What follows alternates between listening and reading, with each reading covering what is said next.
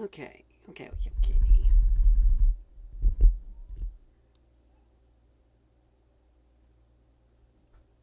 me 1 second. Let me do this real quick.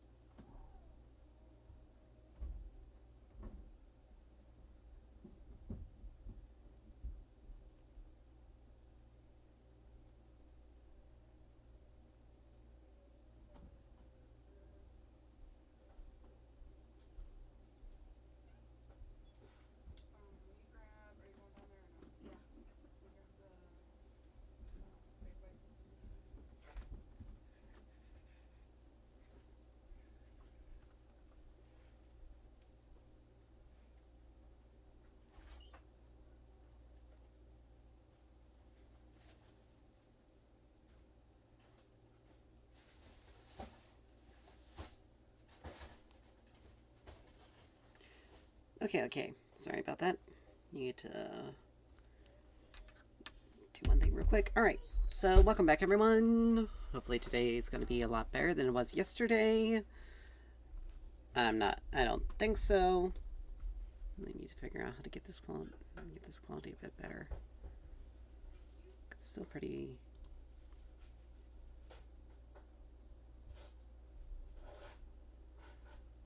Okay. Anyway, still pretty blurry on my end, but that's probably because the screen's so small. Anyway, hopefully today's not going to be too bad. Let's just get into it, though.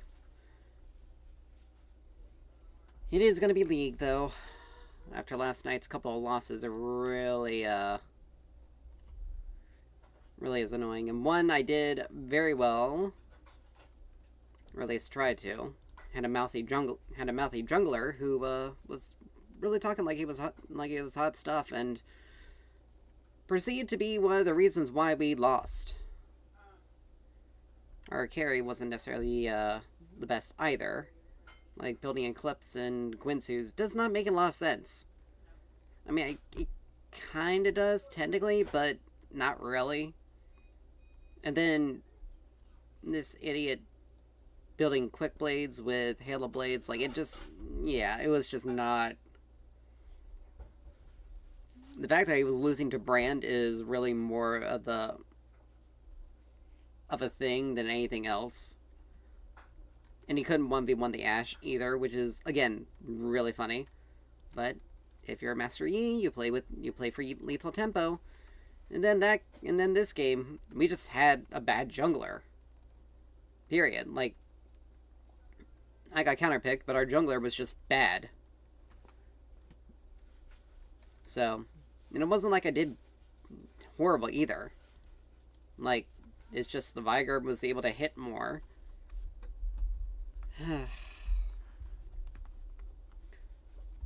But that usually happens, though.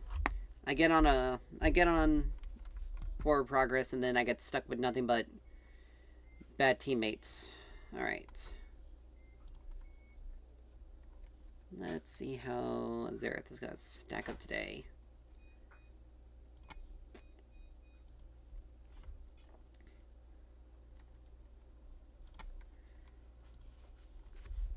Ban out the fish, because yeah, can't stand the fizz. Can't stand them. Now my options are going to be very limited if Xerath gets banned, because I don't really have a lot of mid layers that I can play. Well, so if I have to, I'd just switch to like a Caitlyn mid if she doesn't get taken, and just work with that. Alright, we got an Ashe bot lane.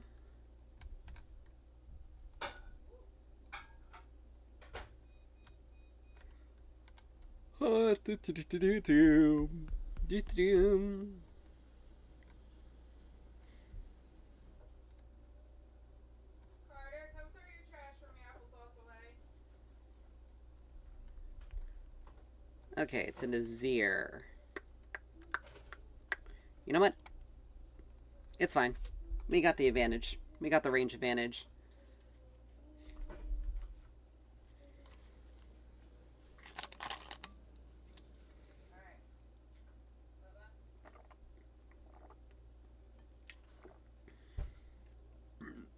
As long as we do a good job of poking him down, he's not going to be able to do... He won't be much of a threat.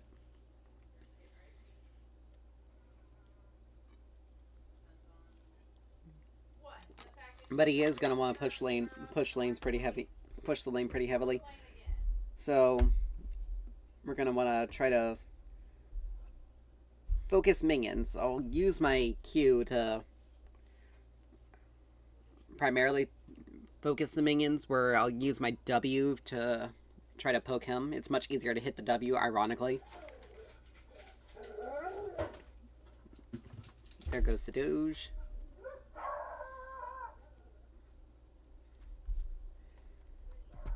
But anyway, we should...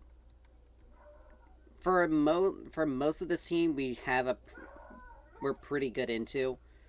Karma's going to be annoying because she's just going to move around a lot and give people shields. But Nocturne, if he doesn't get on me, we can just hit him from afar, and same with Kog'Maw. Mundo is the only one that's going to be a problem, but if Ashe gets strong, she'll be able to deal with him. Same with Illaoi. And we have a brand, so any HP that they build, he can melt as well. So we're in a pretty good... So we got a pretty good comp. If Graves does a good job, then we should be... If Graves gets fed, then we should be good as well. If our jungler gets fed, then we have a good... Then we'll have a good chance of getting a pretty decent... We have a good chance of winning. If I get fed, then all Nocturne has to do is just focus me every single time his ult is up, and I'm dead. And I can't do anything about it.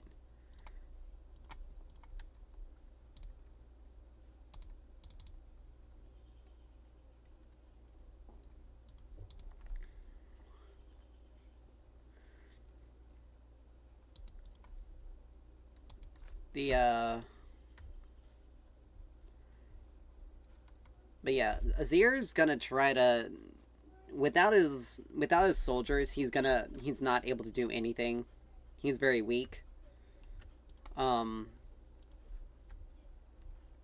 on if he goes like more of an auto attack based build, which most Azirs do. Oh, please, Brand.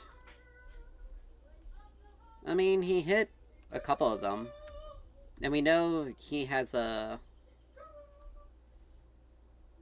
That counts as a CS? That's interesting. But we know he has a sweeper. So these guys are going to have to be really good at keeping vision. Because he's gonna deny them as much as he can. Illaoi is gonna do a pretty good job in Mundo, strictly because she does really well into tanks. And she's one of the best. She's effectively one of the strongest bruisers in the game.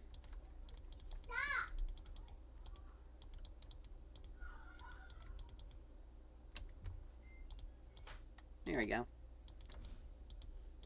Missing minions. Don't like this. But he's got fleet footwork, so he's got some sustain. He's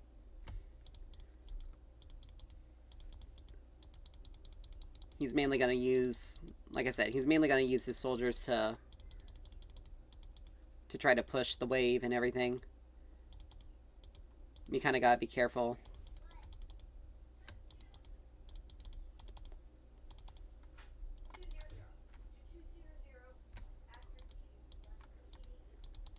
Waited too long for that one. Not for that. But yeah, he's running more auto attack based because of fleet.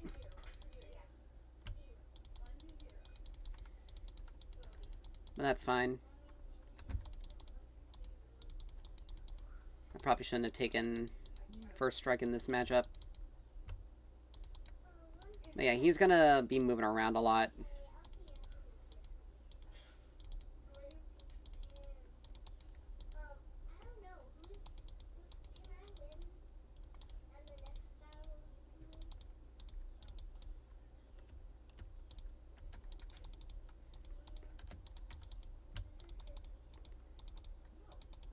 cannon as well. Xerath has, like, the weirdest aversion to getting cannons. Like, he... I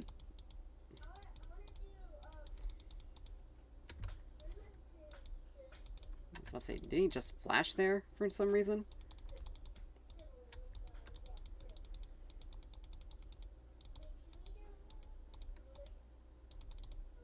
We'll pop a potion here.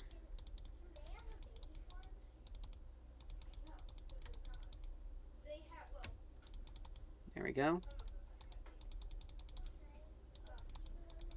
Aw, she was just low enough.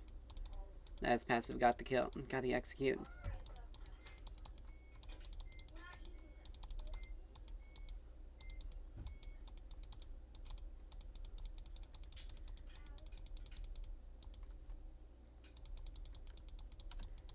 All right.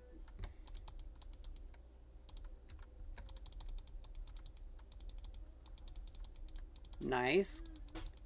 And it was an invade. So Graves did a really good job there. Anything that can keep Nocturne from getting...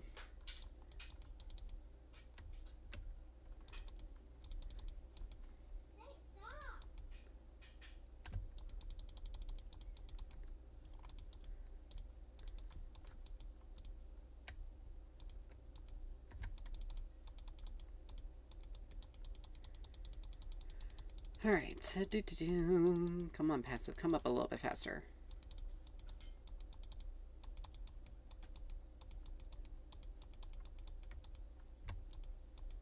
Oh, that was just shy of him.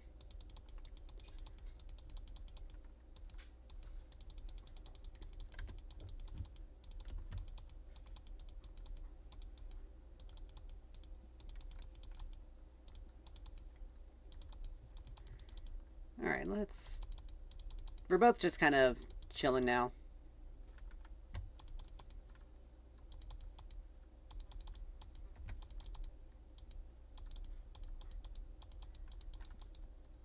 Alright, he used his dash. He's also level 6 now, but he's gonna go back.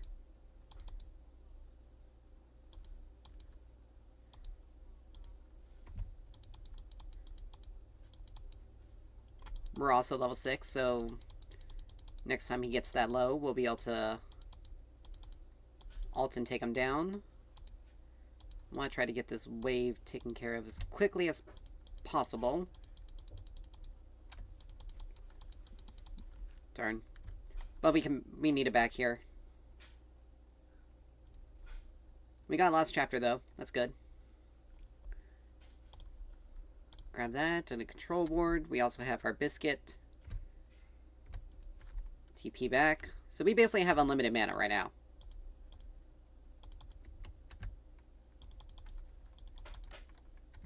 Alright, I think he warded there. Let's ward our top side.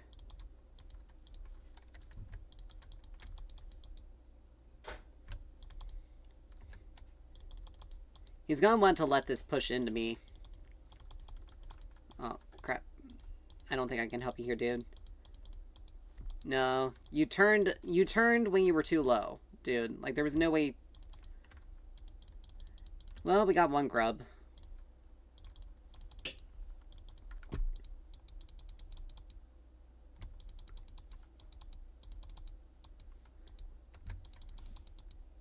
He's gonna wanna pull a maneuver that a lot of Azirs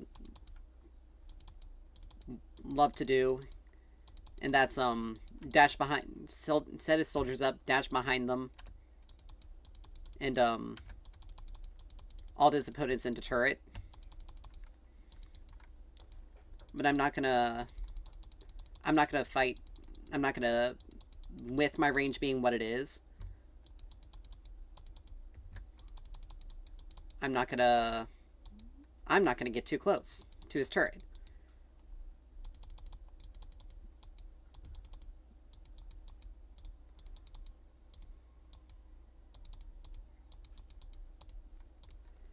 Alright, this ward's gone. Let's put it back.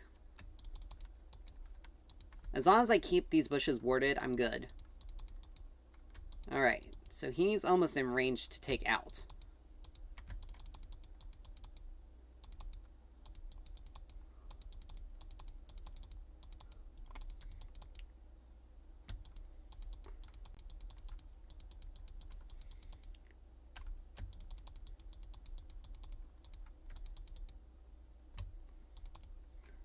Nice.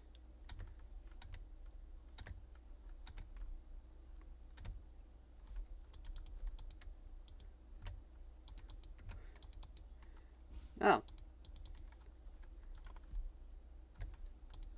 He had to back. He backed for that. I couldn't have vaulted while the fight was going, while Nocturne's ult was up, because I wouldn't be able to see. We got the dragon, that's good. And we got plating. Do that.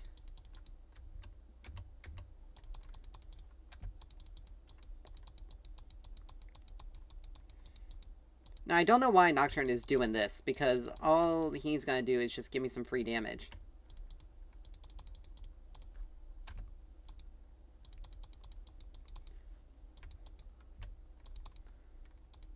And Azir gave me some free damage as well.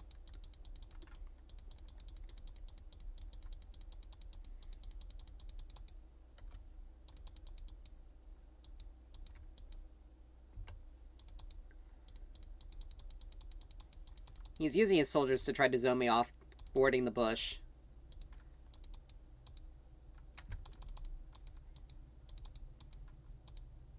But it's not really working out as well as he wants. He also missed that.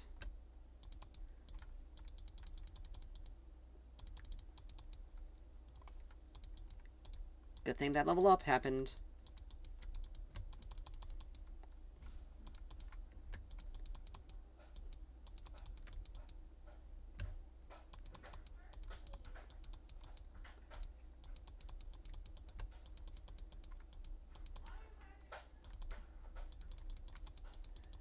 Just about, Ash. Just about. But yeah, he was he shuffled out of there. He used his dash to get out.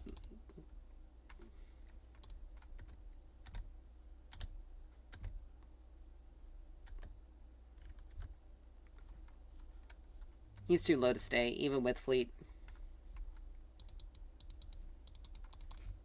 Yeah, he's gonna recall it. He's gonna recall.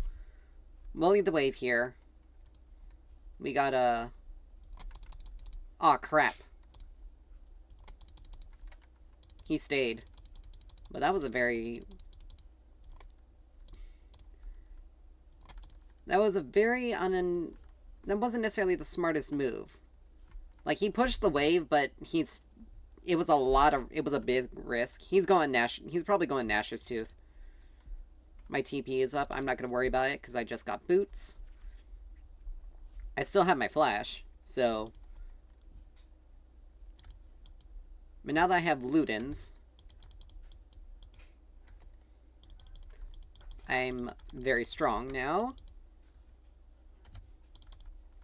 Alright, so they got 5 grubs, so I won't be able to...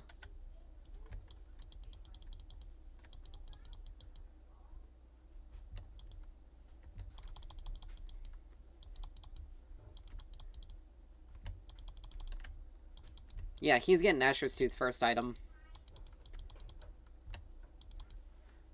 He's gonna have a lot of attack speed, but he's not gonna be able to do a lot of... He won't do a lot of damage. Or he's gonna do a lot of damage with his auto attacks, but he's not... Oh. Alawi's winning. And she's got Hubris. That's interesting. I've never seen an Alawi build Hubris.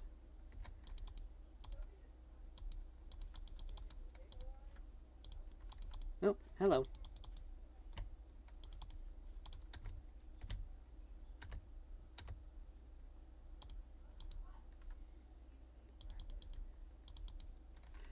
Alright. It is sad that we didn't get any more grubs, at least one more. Because grubs do help us take turrets.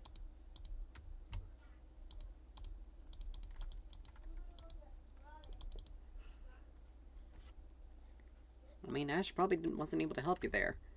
She still only has Noon Quiver. But we're pretty much eating this turret.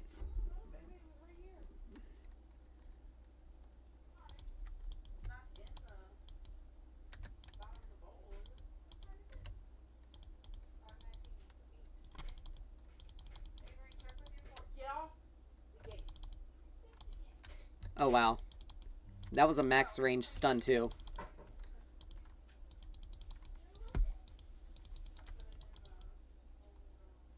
Oops.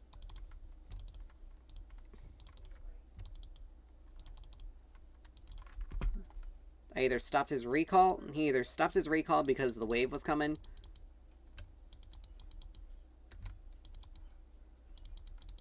Or he was really banking on... Like, that's what he wanted to do earlier. Except for with me under his turret.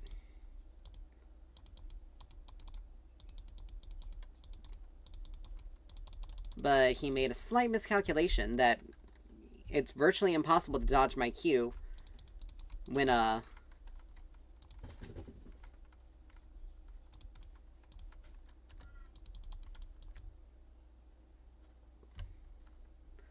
let's see, I can,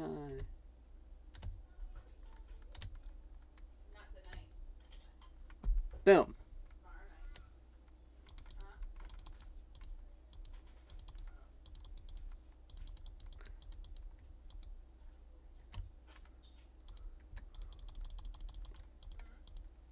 Get out of there, Graves. Get out of there. Ooh, good job. Now just get out because Azir's probably up and I...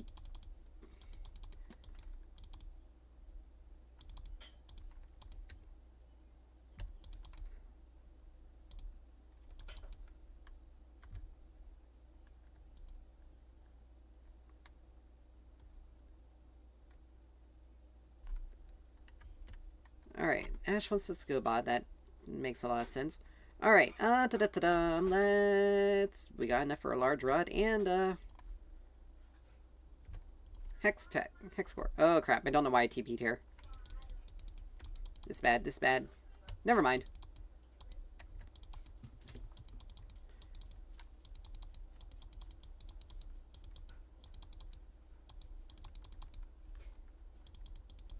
Now, I don't know why Ashe wanted to switch like this, because I'm... Particularly since the...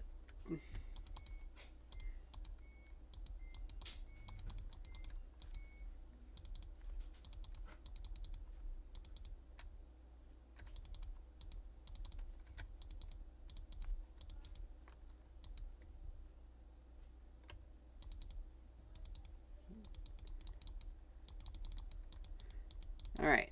As long as I don't get Nocturne ulted, we're good.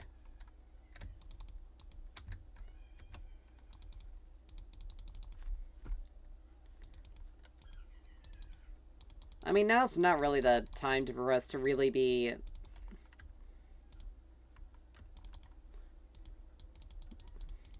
Like, we really need to be pushing our advantage mid right here. The melee minions give you more gold. I'm giving you those.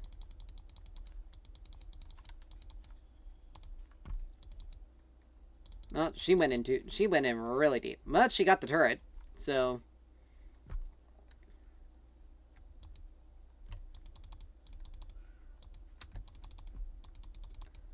Ooh, ooh.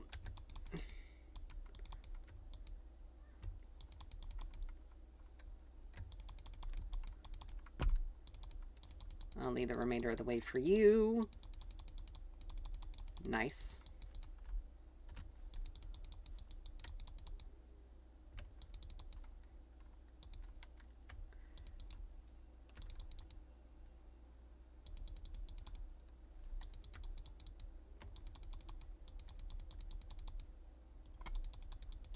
Ooh, hello.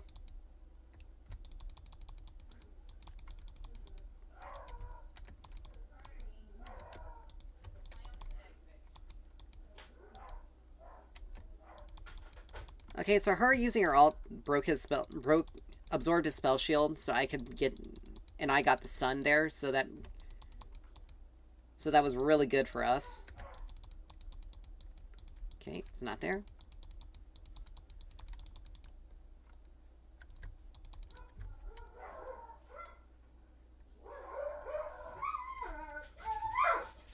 Let's see.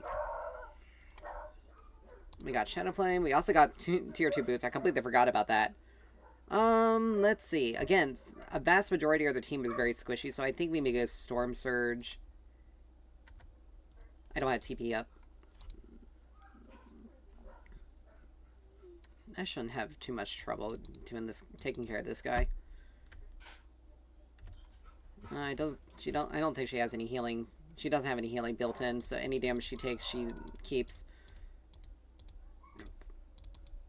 I'm a-coming.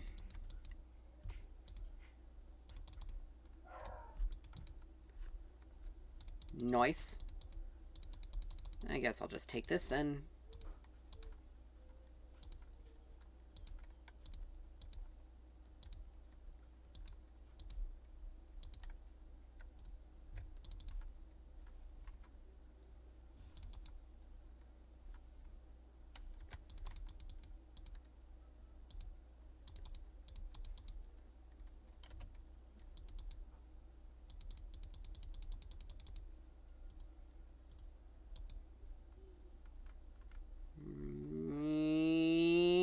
Boing!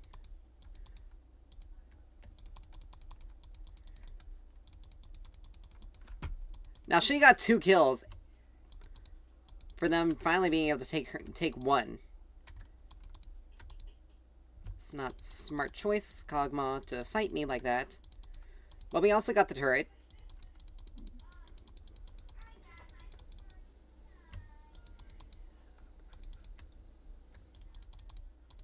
They need to be very careful with me, though. Because I can hit you very far away. I just need my frontline. I just need frontline here. People to basically keep them occupied and keep them...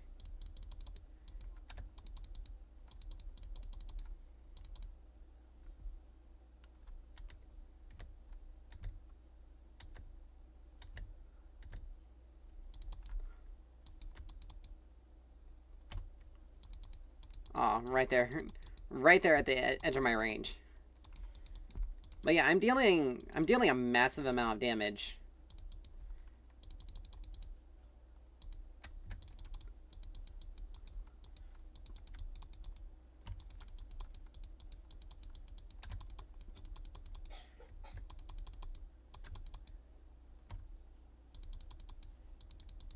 I mean, we can leave Alawi to deal with their front line.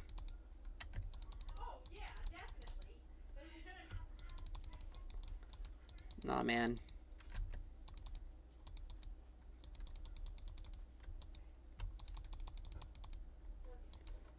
Oh, I'm dead. I am dead. Bye-bye. I had no mana. I shouldn't have stayed as long as I did.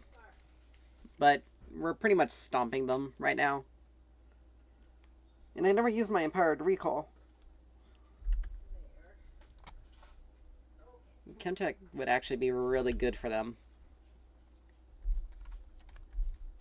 I mean, Alawi's just running them over, though. So, it really doesn't matter. Karma has an Ardent. And the only reason why Alawi died was because of Karma's Ardent Sensor. It was because Karma and Kog'Maw had... Like, Kog'Maw has Blade of the Ruined King. He's gonna melt our HP. Alright, I can TP.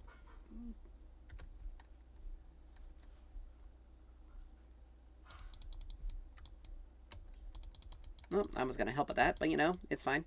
It gets me close. It gets me up here, and they don't know. But yeah, they're effectively screwed, though. The only thing they can hope to do is just hold back and is basically just hold out until their inhibs respawn and just outlast us. To try to outscale us.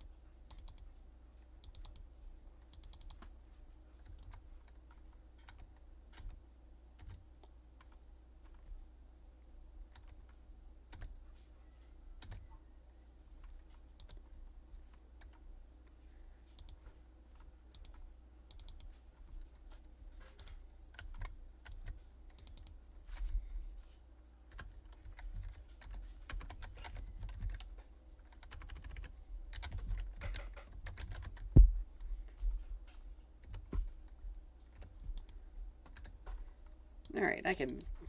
Oh! He's got hands.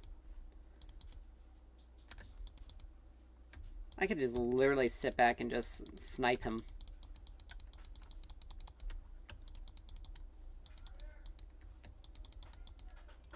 There we go. Sitting in a bush, sitting in a bush. Okay. Actually, I need a little bit more gold. I'll go Storm Surge, then Deathcap, and Void Staff because he's got a lot of he's gonna have a lot of HP. They'll eventually. Kog'Maw already has some magic resist.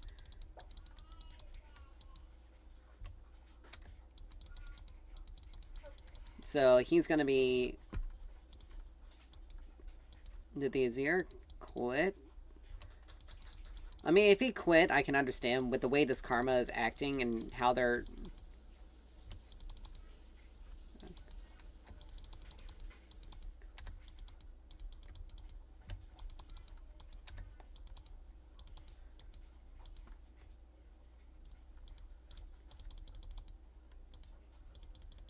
Alright, never mind.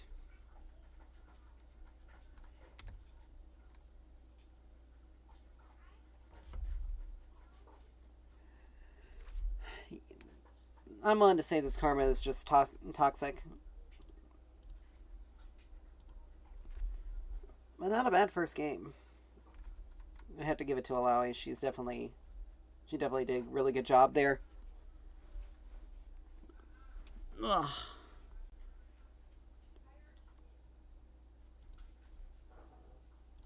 Any more salt from the Karma? But yeah, she was definitely not a good... She was talking so much, yet her damage is less than Azir's. Like, yeah, she has a 2.0 KDA, but that's only because she has 8 assists. So she got basically 2 assists per death. And unfortunately, Azir got 3 assists. But, like, the Kog'Maw out-damaged me, which is funny. But he did have Blade of the Ruined King. He also had Wit's End. He had Lethal Tempo. He also had Runin, so he had a lot of extra damage. But the only person he could really outright melt was Alawi, because she has a lot of HP. But, he still has 3 other people that can take him out. And then, even then, their frontline, Mundo and Nocturne, still had to be very careful of Brand, because he had both Liandry's and Zz'Rot's. Or Zazax. Why did I say Zz'Rot? I'm so used to seeing that item. But, he had Zaxax.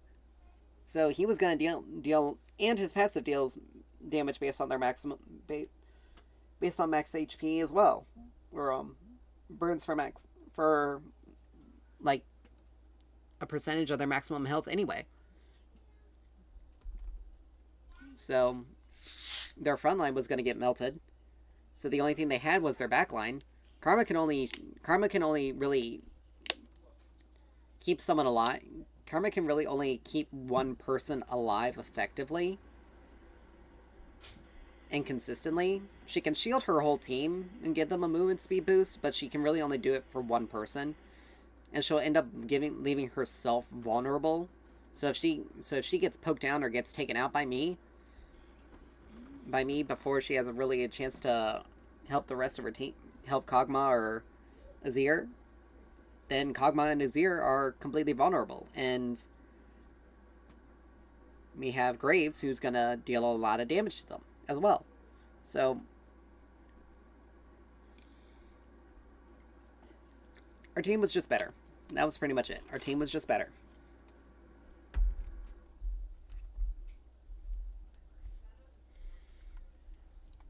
But not a bad first game. I had an earlier game where we basically lost because our bot lane was. Don't be fooled by the 9 kill and 12 assists. This Aphelios wasn't really good. He didn't start doing anything until he got 2 items. Which, to be honest, for most hyper carries, like Aphelios, they usually don't start really becoming a threat until they hit 3 items. But with how many kills he had compared to their, ironically, bot lane Rek'Sai, who is a melee champ, mind you, melee, ended up, like, their Rek'Sai ended up doing significantly more than he did. And our support just did no damage. Like, she did the second least amount of damage in the whole game. The only one that didn't outdamage her was the enemy Volibear, and he was building. Let's see. He was building primarily tank. The only damage item he had was Sundered Sky. So, alright, we got a support game on our hands. Hopefully,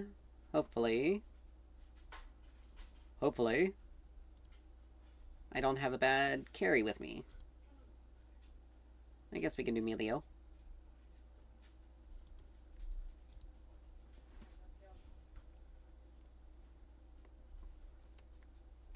Alright. I never want to play against a Blitzcrank in the bot lane.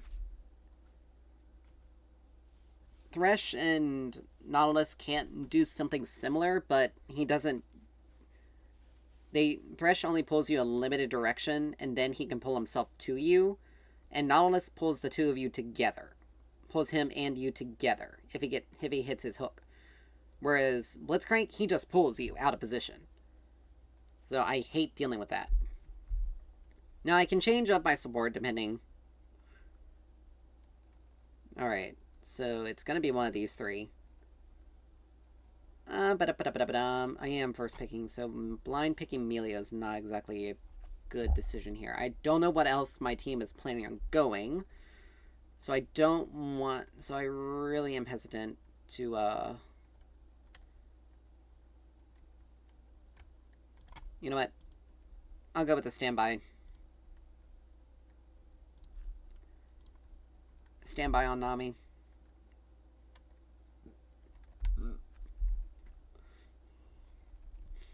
Because if I knew what our mid was doing and I knew what our top was doing...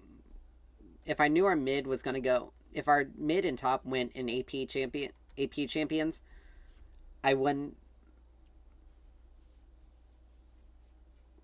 have been reticent to pick, like, Xerath or Lux. Because I don't want a heavy AP team, because they can just stack magic resist and it pretty much shuts us down. I also didn't want to blind pick Melio, because he can get countered way too easily. Since I don't know what their enemy support is, I don't have 100% confidence in picking him. Particularly if they're going to be ones that are going to sit far back or have a lot of movement. Because it is going to take time for me to... Okay, if it's a Yuumi support, this is going to be a really good game. We're going to be at a relative advantage. Now, of course, Yuumi has her own set of strength and power, and I have personally witnessed it because I have personally done said wonderful things.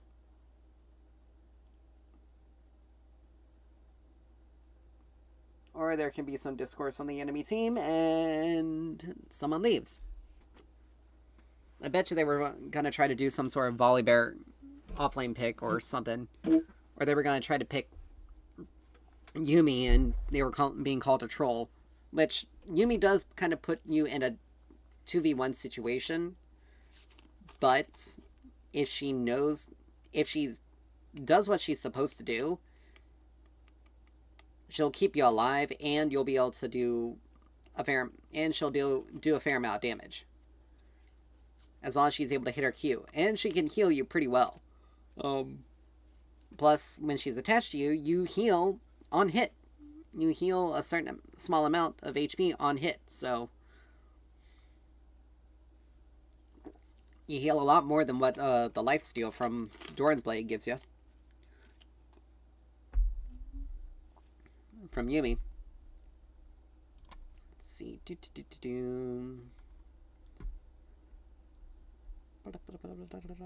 Where is... Here she is.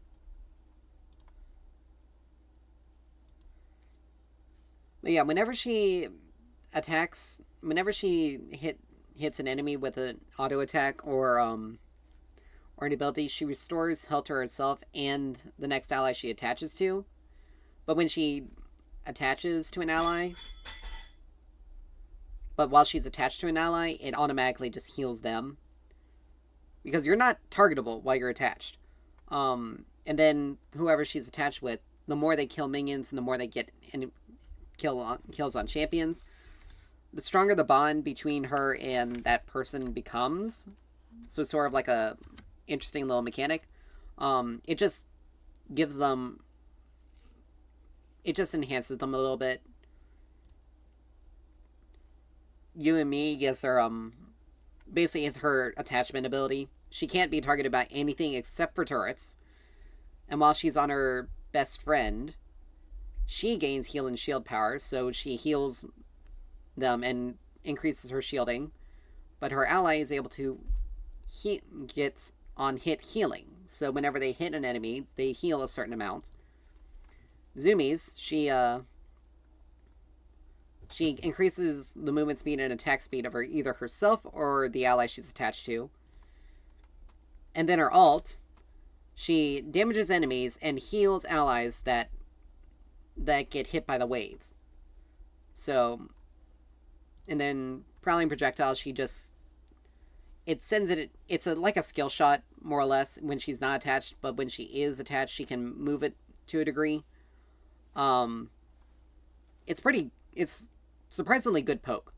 So the rework they made was actually a pretty decent rework for her. She has a lot of utility and a lot of mobility, but really anything else is not really that great. But she's an enchanter. She's not supposed to have a lot of everything. Excuse me.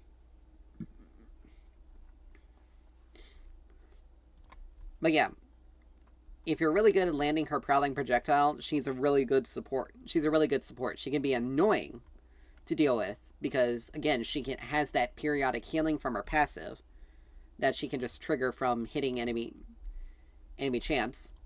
No.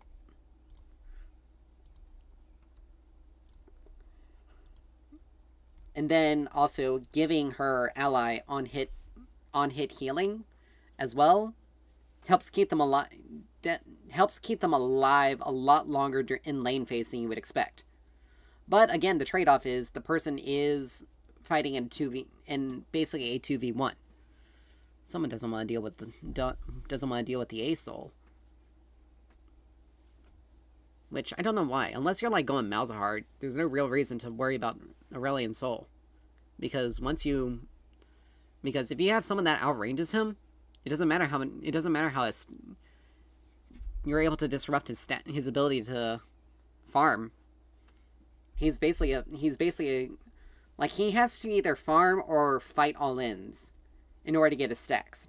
Now, they give him a mini reworked so his Q gives 2 stacks per whenever an enemy champion is hit. Or when you get the full second. Alright, we're dealing with a Maokai. Actually, no, we can do it with Melio here. But Aurelion Sol's Q allows, and it was the Vault, and it was our jungler that wanted to ban him. I can understand if you're going tank. But we got a Gragas top lane, so he's going... Oh, Lord. Gragas is going AP. I already know that. If it's a Lilia Maokai lane, that's going to be really interesting. If they do like a full... Okay, there's a Caitlyn. I was about to say, what? But... Or Kaisa, whichever one. But yeah, Gragas is most likely going to go AP, which... It doesn't... It makes us lose a tank, more or less. And having a Vi jungle, yeah, she can... Unless she builds more Bruiser, she's not gonna...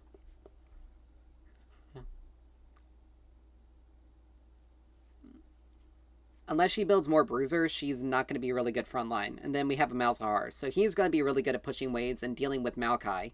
Or locking Maokai or Jax or Diana down. Or maybe Lilia. Any of their more frontline champs, he'll be able to lock down and we can just focus out real quick. Gragas will be able to... He'll do a lot of damage, but he'll blow up very quickly. He'll be blown up very quickly. Vi, if she can get onto Caitlyn and take her out, then pretty much the only person that's left is to deal any damage is going to be these three. Maokai doesn't deal a lot of damage. He can cause a lot of disruption, and he's going to press the attack, so he requires 3 auto attacks in order to get the vulnerability passive.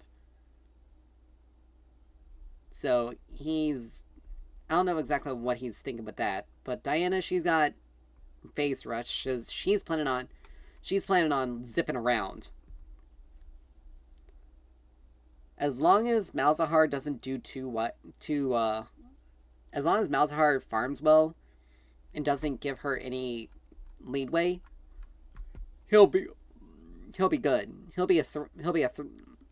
All he needs is level 6, and then he can just alter. And Vi can just come in and take her out.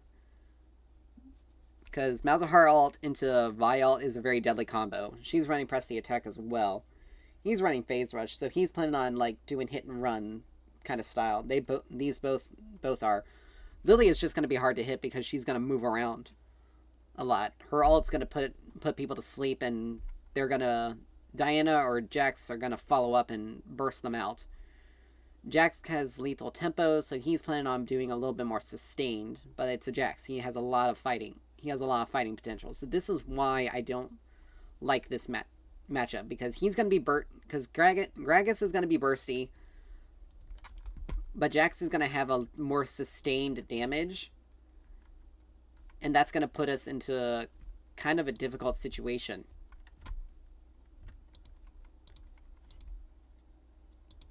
So, but if I can get Jinx fed, it's pretty much over. Like, there's nothing that they'll be able. They have to focus her out every single fight. Otherwise, she just wins. Because all she needs to do is just get 1 kill, and she'll get her reset. She'll get her passive, and which grants her attack speed and movement speed, so she can continue just kind of going crazy. Now, my passive, basically, I just give my ally an ally that's affected by any of my abilities, their next attack or ability deals 15% of their AD as additional magic damage plus 17 scaling.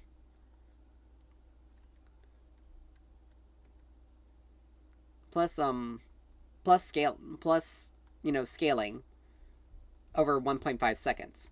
So, more or less,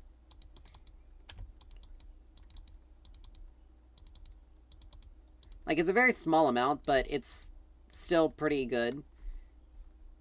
Jinx, you don't need to, all we had to do is just go halfway. He put a potato in there. Maokai's gonna have a lot of bush control, unfortunately.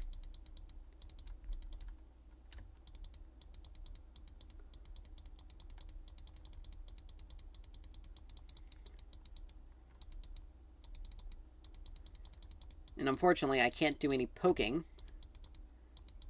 Jinx needs to do a little bit more...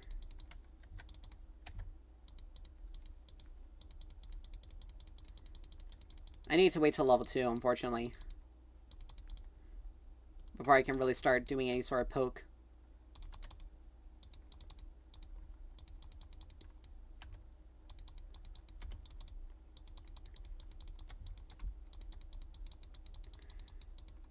I just gotta be a little careful. I'm gonna save my stack for the cannon or for hitting.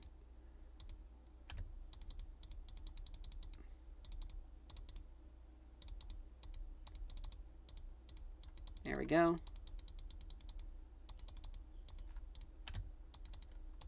He was able to get 2 of those suckers in there? That is ridiculous.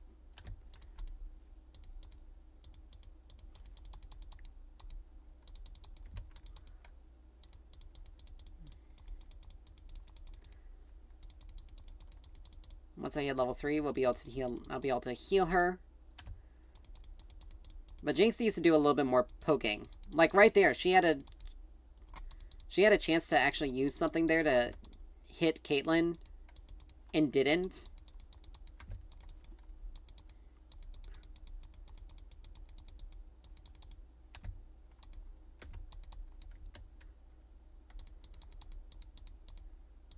All right.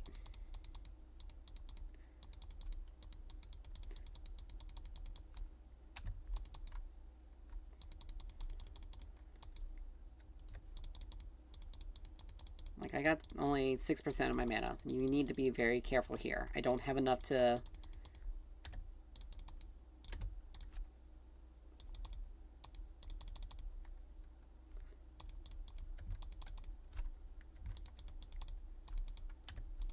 There we go.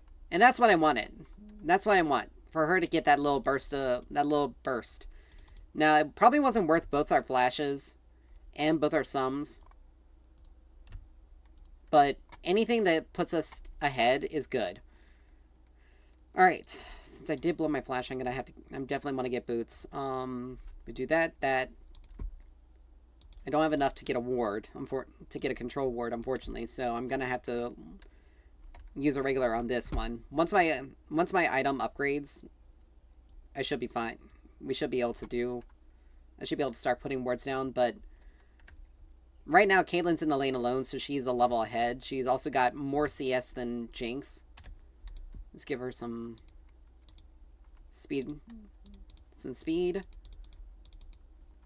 But I'm gonna go ahead and... Whoa, hello!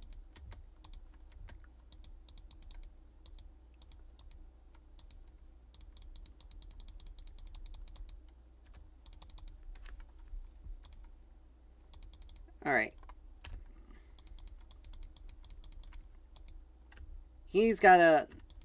Wait a minute, how in the world... They had to hit the plant. That's the only way they could have seen it.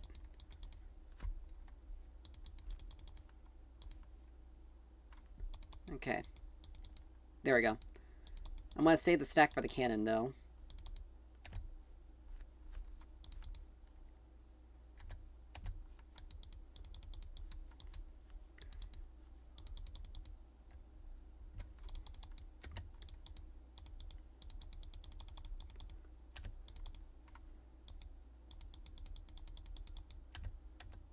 Nice. I can't do anything here. I already used it. Unfortunately, Mal's let her roam. She's 2-0. She's 2-0. Great. That's not good. It's really not good.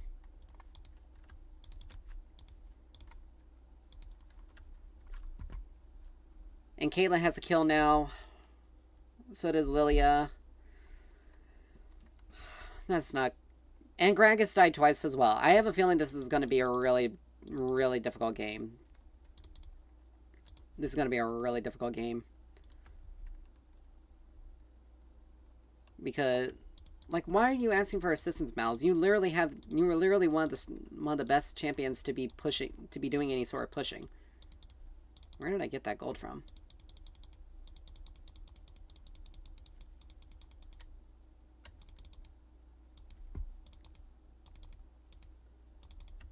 But we did get the dragon, which is good.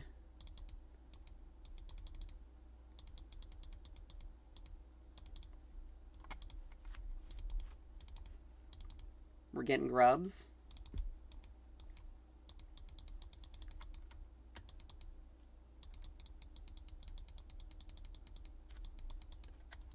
Yeah, they're gone. I don't know where they are. They're like rooming somewhere or something like that. Nice.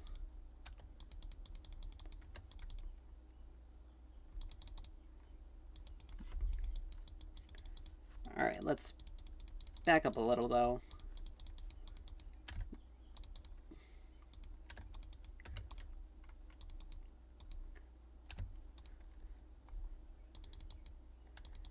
Whew, that's good, though.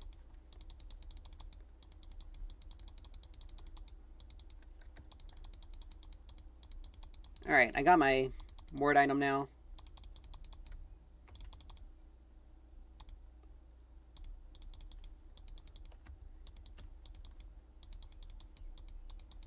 He's able to get a lot of his stacks, strictly just because of how...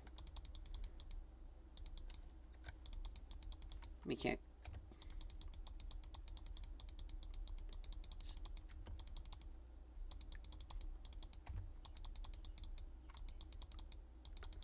But we got some, so if they want to try to engage on us... If I can... We need to get level 6. There we go, blocked a fair amount of damage.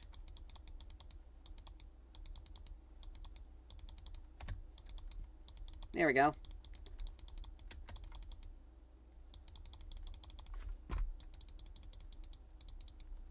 This mouse is already tilted. Alright, I'm level 6.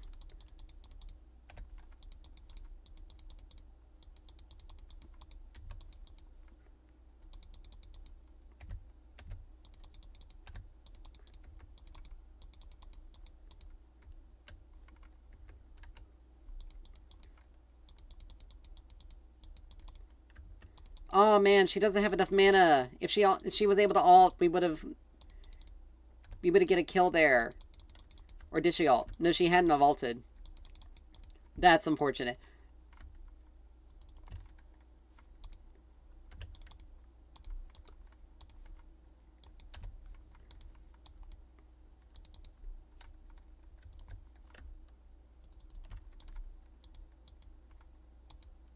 Jinx, use her ult.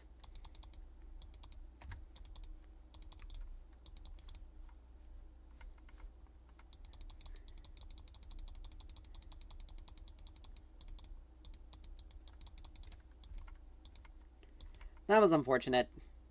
We had a chance to get Jinx a kill there, and she kind of blew it, more or less.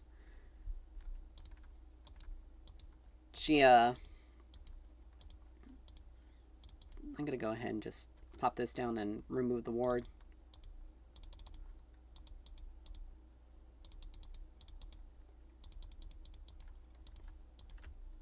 Okay, how in the world is this Malzahar losing to her?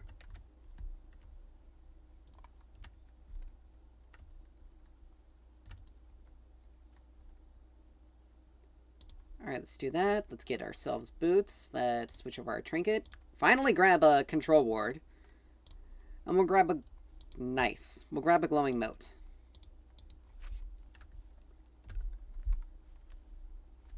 I mean, Vi should be able to fight this guy. She won't be able to 2v1 this.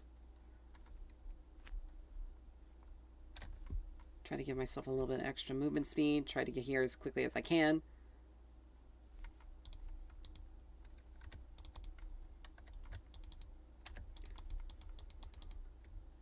There we go.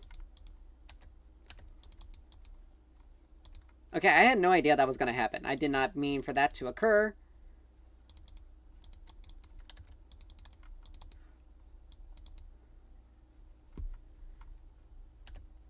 Do that for... Lilia has to be very careful.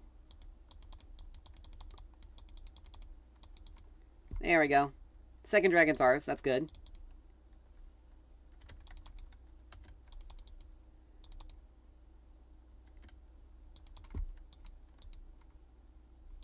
Alright, we're in a good position. I'm getting close to getting Moonstone.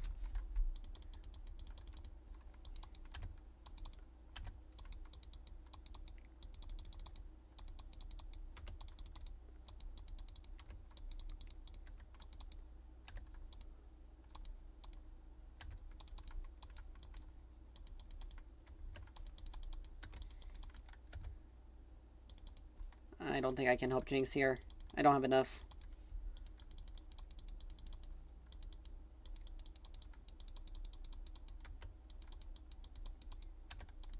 They're setting up for a dive here. There's nothing I can really do about it. I'm dead.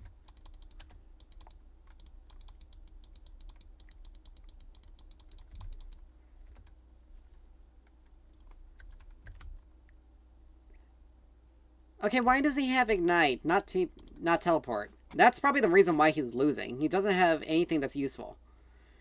Alright. We're gonna go for Ardent Sensor next. These aren't... My potions aren't useful.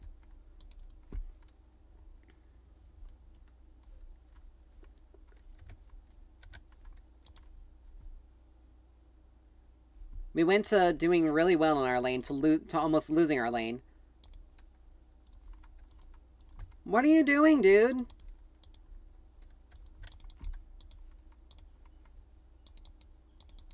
Like, I have no idea what the heck this guy is doing.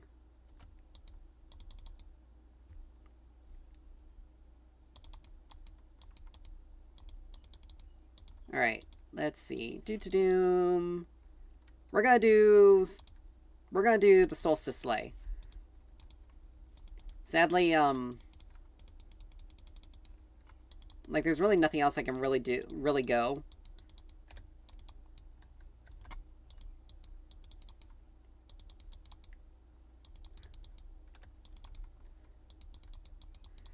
But now that I have, Moonstone, basically I'm just gonna constantly heal. I'm gonna constantly give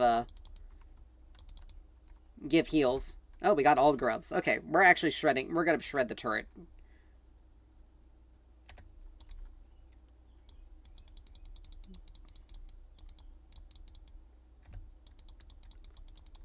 But yeah, now that I have Moonstone, it's gonna be a lot easier for me to... Now the only problem is I probably should have used something different, but Solstice Slay, it's...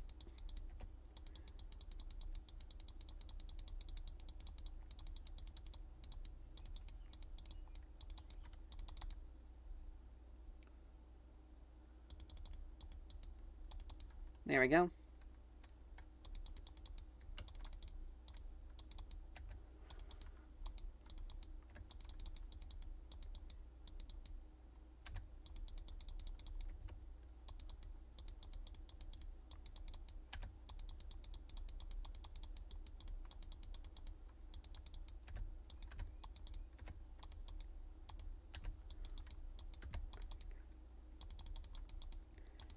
Alright, they're having a difficult time actually fighting us now.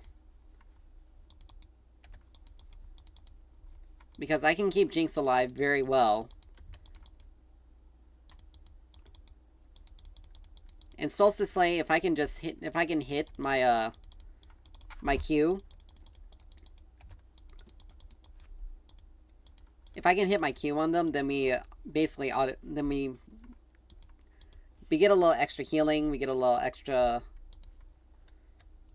stuff.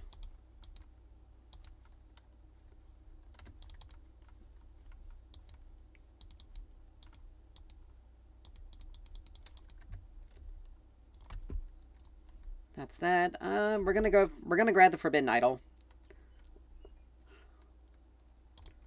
Because that gives us more healing and shielding, which is what I'm going for.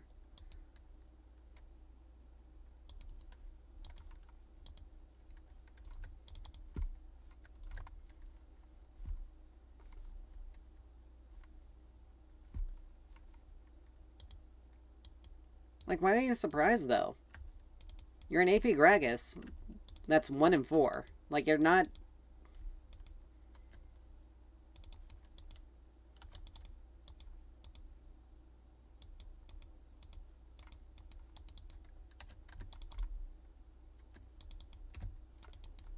Do that. Because I can keep helping them even though they're outside of my range.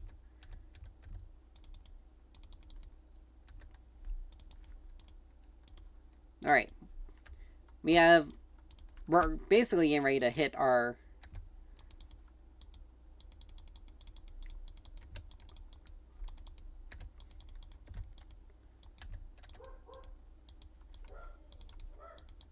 And that is what I'm supposed to do.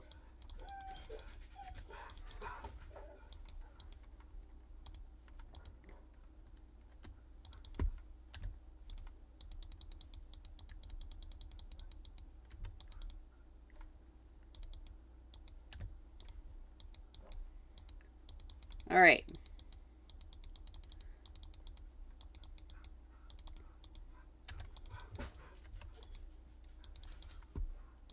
The reason why I shielded Jinx and not Malzahar was because Malzahar has a spell shield that allows him to more or less avoid taking damage.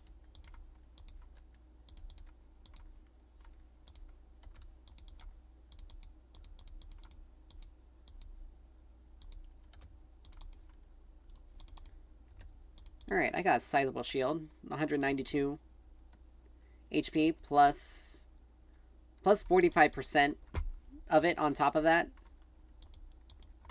So that's a pretty hefty shield for Jinx.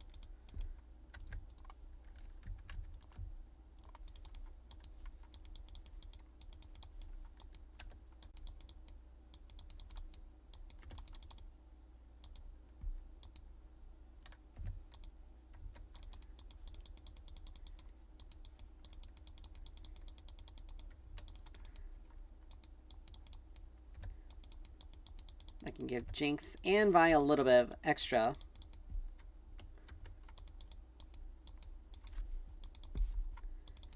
Now, I do have ult now. So...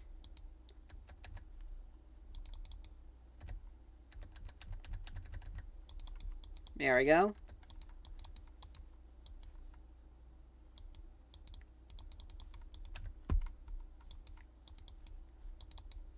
Now we need to get this turret. I'll go ahead and take that for her.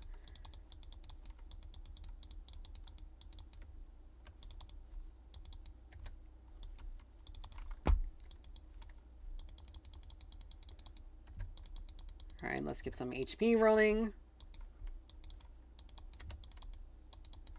Oh, right there at the edge of my range.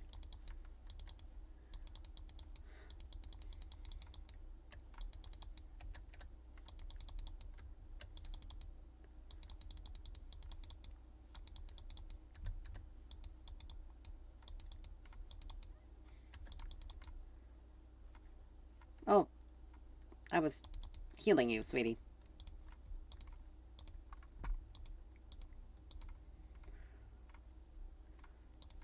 Alright, let me get over here and help Jinx out.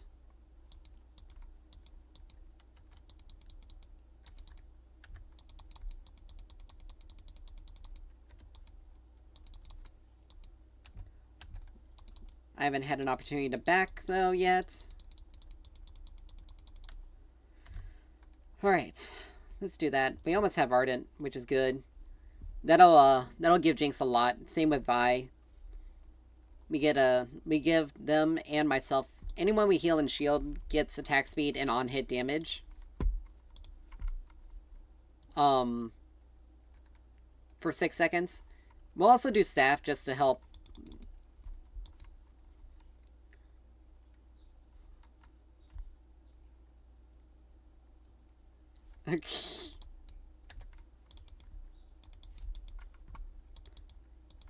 But yeah, now that Malzahar is more or less focusing on ulting Diana now. She's steadily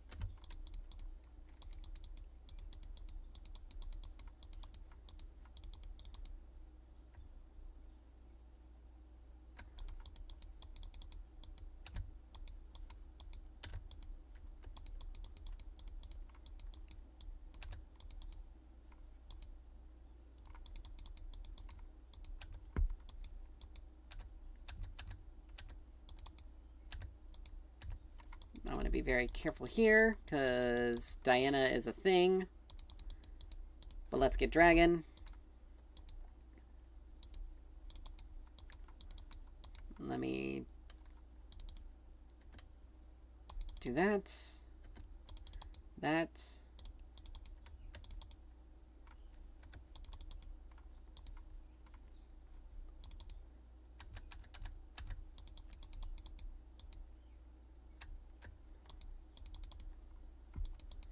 There we go.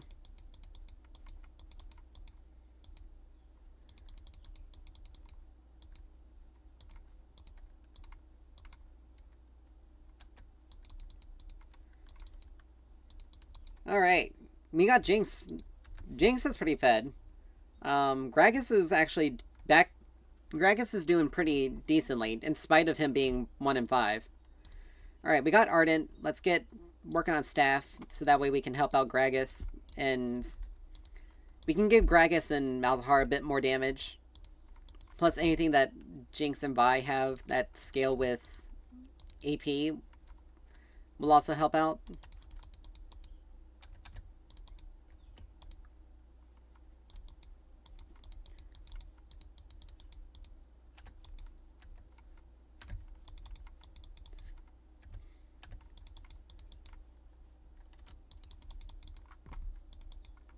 Alright, but we do have Mountain Soul, which is pretty good, which is good for us. Whoop! Hi there. She didn't even break the... doing that. Making sure Jinx does not die. Incoming!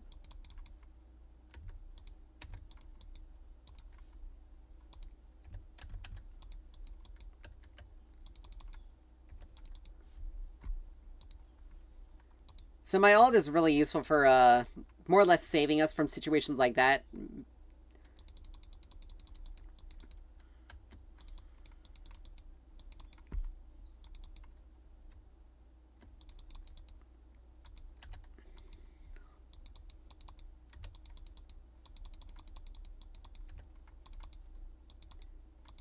If we have no vision, we should not be going in. A little bit of healing.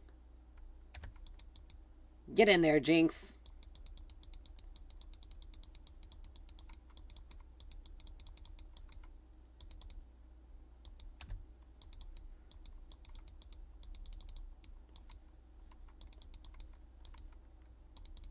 I was hoping Gragas didn't have ult.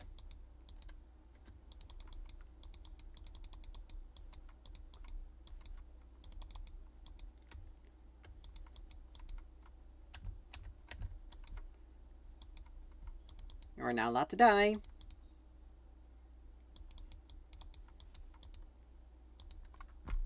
I'll leave Vi to take care of that.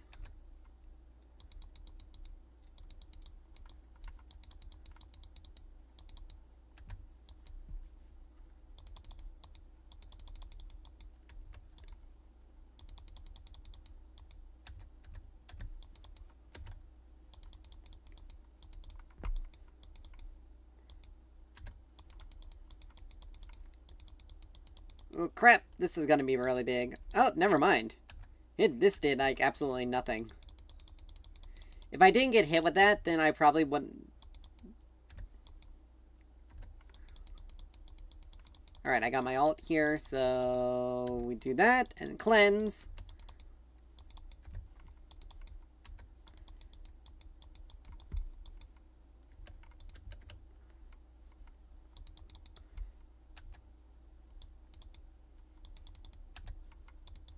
Keep going, my little crazy hyper. Okay, there we go.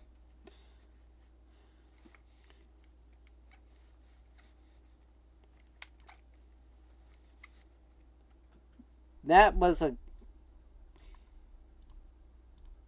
Ah. I have to give it to Jinx. I had to give it to our Jinx because she did a really good job. Sounds about right. Penalties for people abusing chat. Now, we did the least amount of damage in the game, but... Let's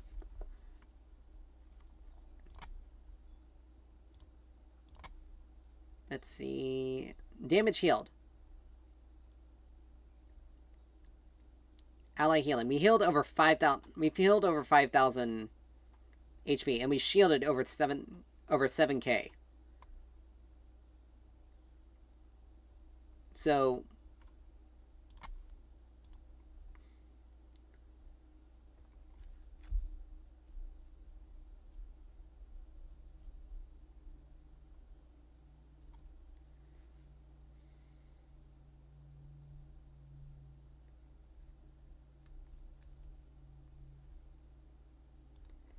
Alright, well...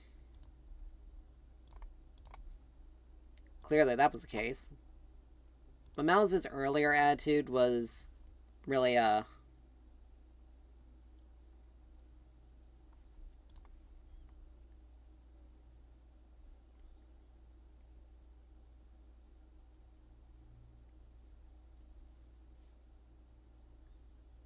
It's only 77 gold less than Jinx.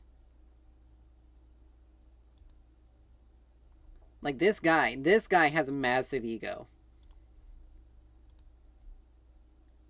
Let's see. He's basically he's basically a Maokai one trick.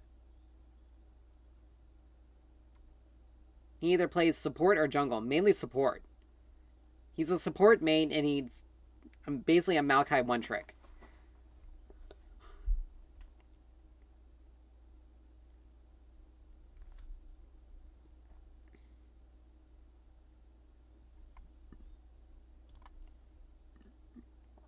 But honestly, I mean, Lilia wasn't the greatest, but she didn't get herself killed multiple times easily. Like, their Diana was their biggest threat. If she went down, basically, then their team was kind of screwed. They weren't able to... They had to basically poke. Because I was just going to keep us alive, keep my team alive. Like, I mean, Lilia generated less gold than I did, which is kind of sad. Not by much. But it is kind of sad. But the only reason why Jinx had so much gold was because of the amount of farm she got and the fact that she got 7 kills really quickly. Like, once we started getting her kills, she started rolling. And that's kind of how Jinx happens. But Vi was our biggest. Vi and Jinx were our biggest sources of damage. Like, Gragas and Malzahar were good, but they were good for causing more disruption. Whereas Vi and Jinx were good at just taking them out. So as I said, Mal's ult into Vi ult pretty much deletes. But this guy is complaining, but he ran press the attack, but he didn't trigger it once the entire time. I wonder. Hold on, I had to check it though.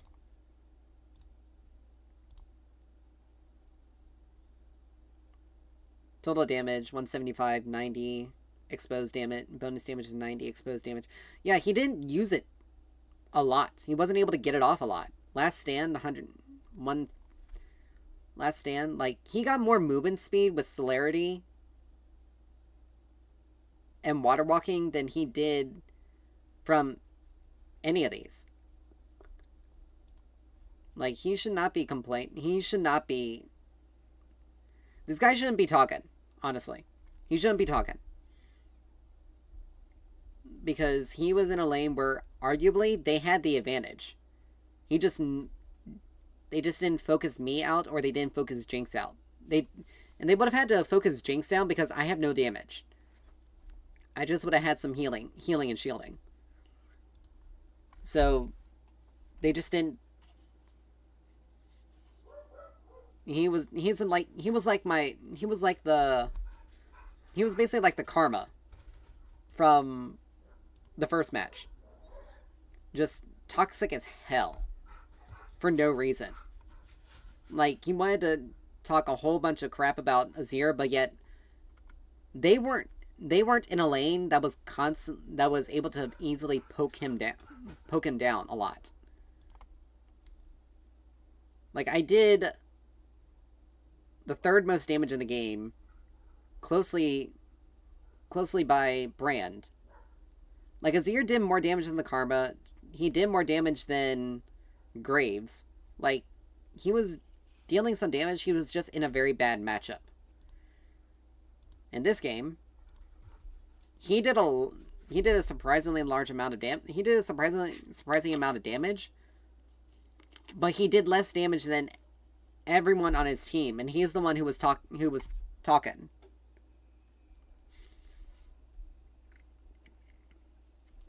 And all the Lilia pretty much said was just, hey, stop spamming. spam pinging. Because the more you spam ping, the more people can get tilted. But Lilia was not in a... They had us under turret for a good portion of the laning phase, so Lilia wasn't able to gank bot lane easily. Gragas was pushed into his turret quite often, so she wasn't able to gank top.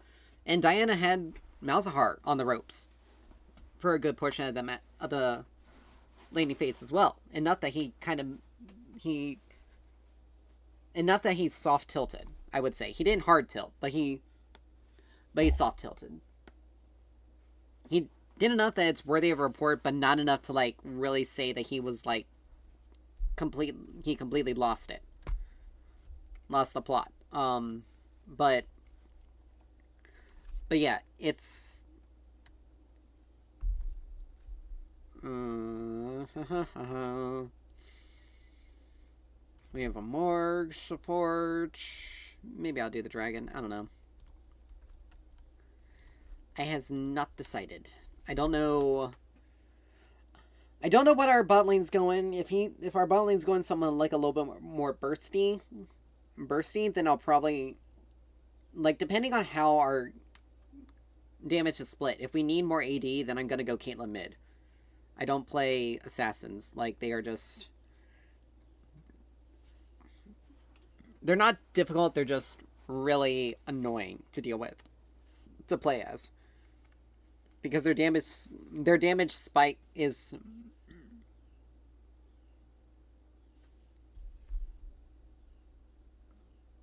I'm just gonna do that. I don't wanna... We'll mute them there. I can understand banning the reworked Skarner. The reworked Skarner is pretty savage. Alright, we got a Garen. There's a Mord ban. Darn. I don't know what our jungler's going, so I don't want to pick someone and then... Because I don't want to be a heavy AD team. You know what? We need a little bit more burst. Well, it's a good thing I did pick Xerath, because he was going Jarvan. But, like, seriously, dude. Alright, we deal more damage with Comet. And I'd rather have things be a little bit slower, have more damage, than be more heavily reliant on first strike. If he had gone like an Evelynn or like a more bursty mage, I would have gone Caitlyn mid and just played more lethality. Or maybe a Misfortune mid and played more lethality and just go for the one taps.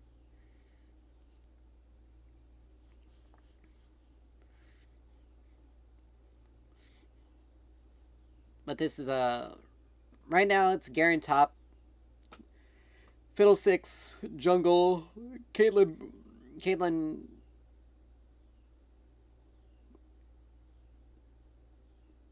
What is this kind of weirdness?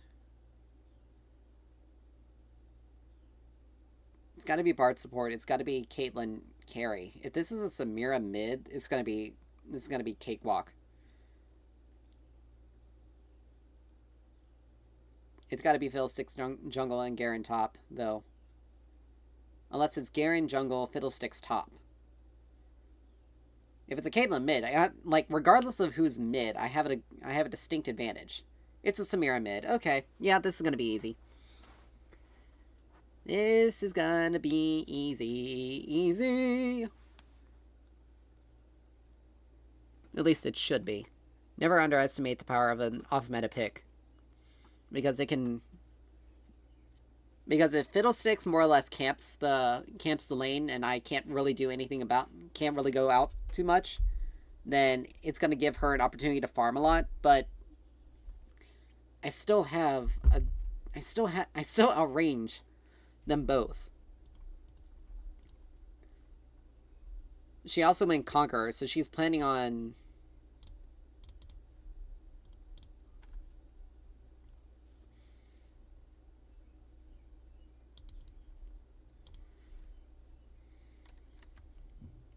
Alright. We can release them from the mute.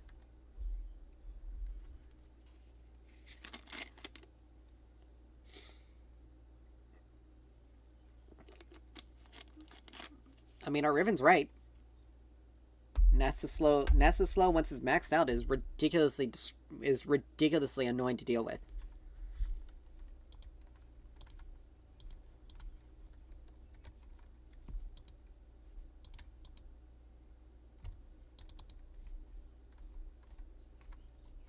I hit the fiddlesticks.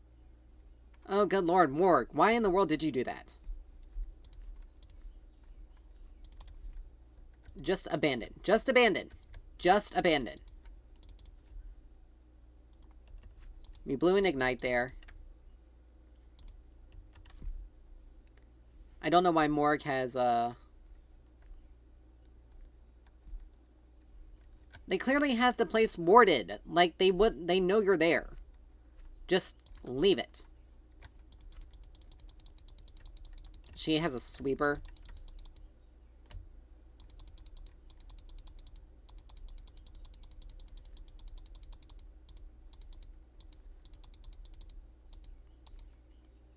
Yeah, she wants to play around Fiddle.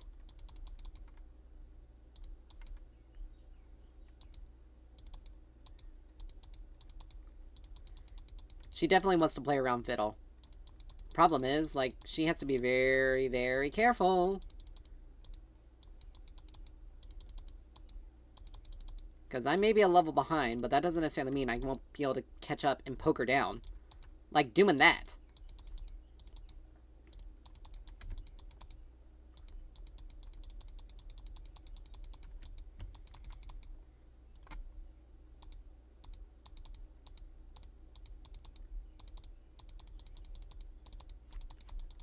She's gonna play hyper-aggressive, I know that.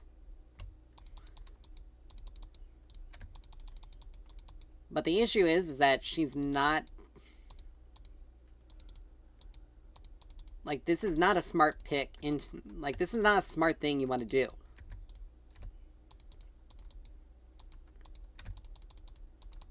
Because I'm dealing way more damage to her than she's able to deal back to me. Period. Like, she's not winning. She has to wait till level 6.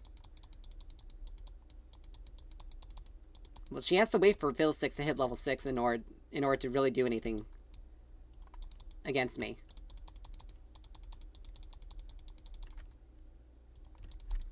She took boots.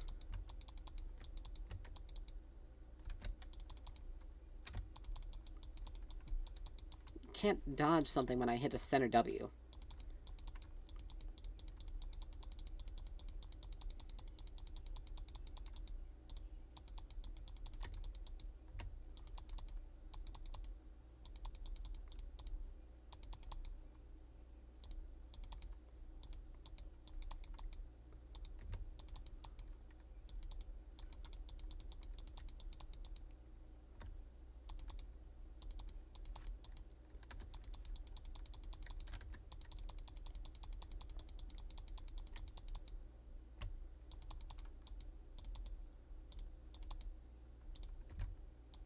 Oops. But yeah, she's just trying to shove me into turret. Problem is, she does this, it's not really going to help her a lot. Because again, she has to be able to more or less one-tap me.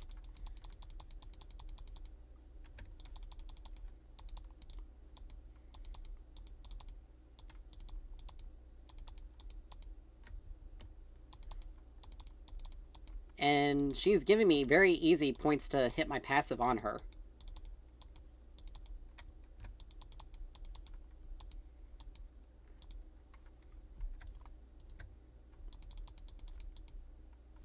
You idiot! Well, that was a flash.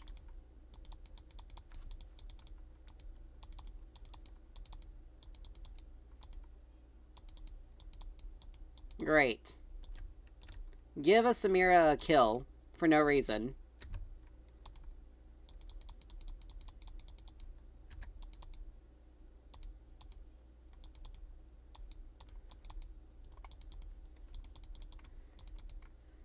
Gotta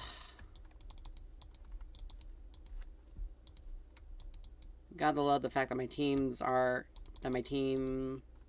really messed that one up.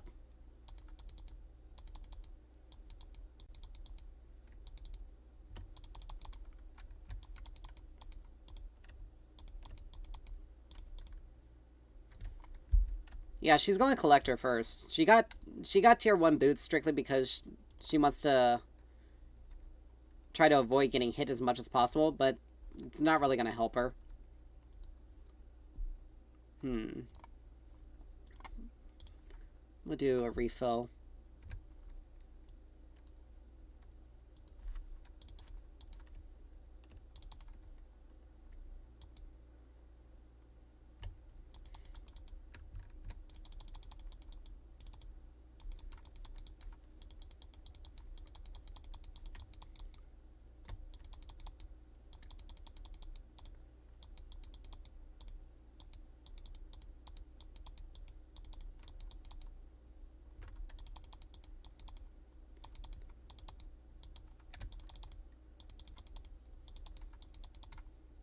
Bard is like secondary jungler.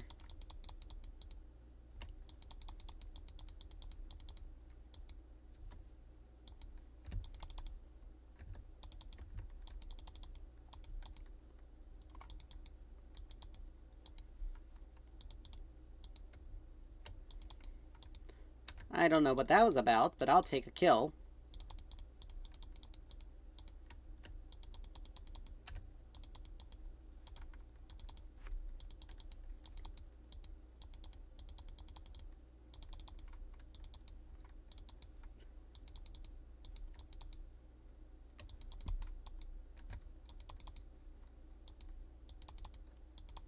Oh, she's a bit...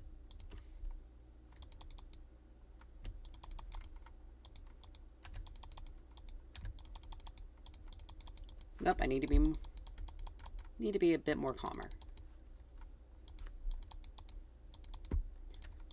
Yeah, I don't know exactly what she was doing with that one.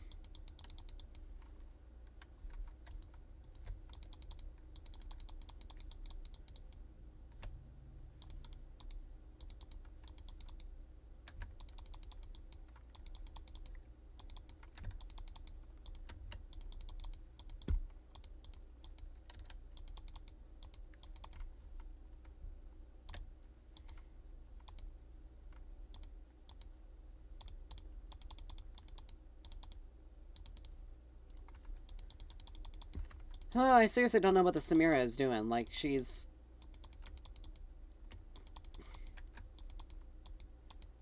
clearly not going to be able to beat me.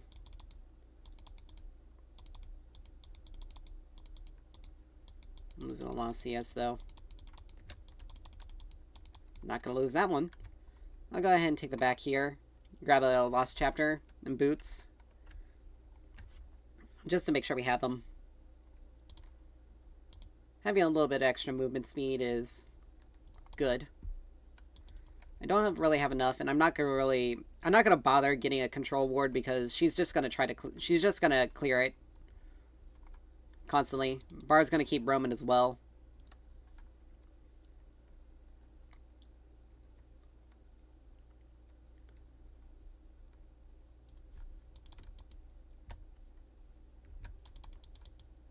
Yes, walk right into that.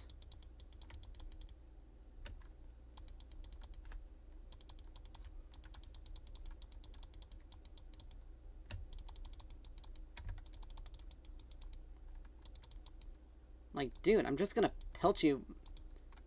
Unless I accidentally miss, I'm gonna keep hitting her. She likes to try to check the bot side, so if I can blow the charges on her.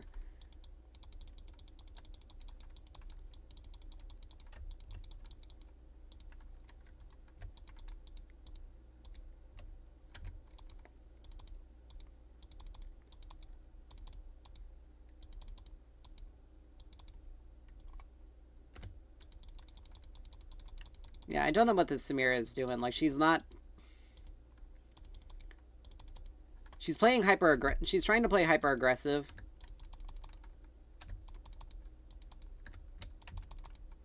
but it's not really working.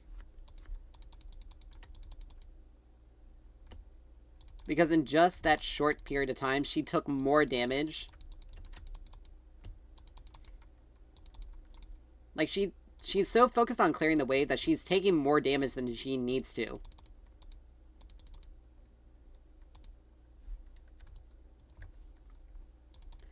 Now, Riven is struggling against Garen.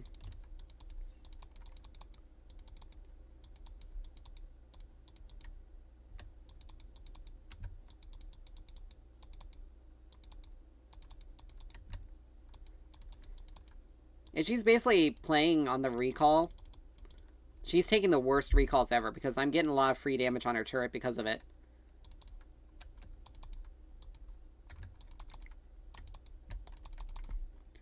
Like, right there. I just did... Like, she managed to get a lucky crit there.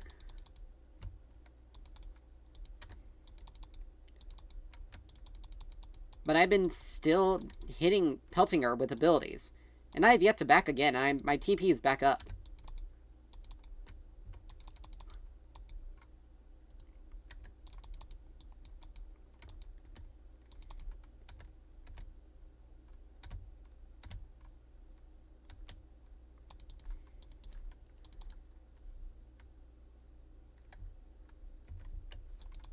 I don't know why I did that.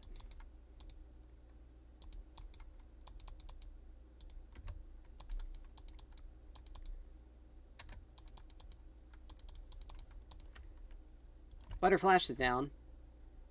And so is her TP. Like, she's trying to outlast me, but it's not working. My recall went off. We almost have Ludens.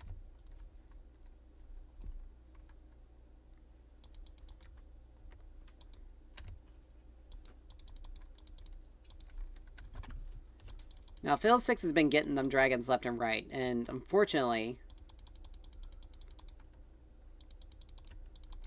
Okay, we got 5 grubs, that's good. So we at least get the one little mini grub.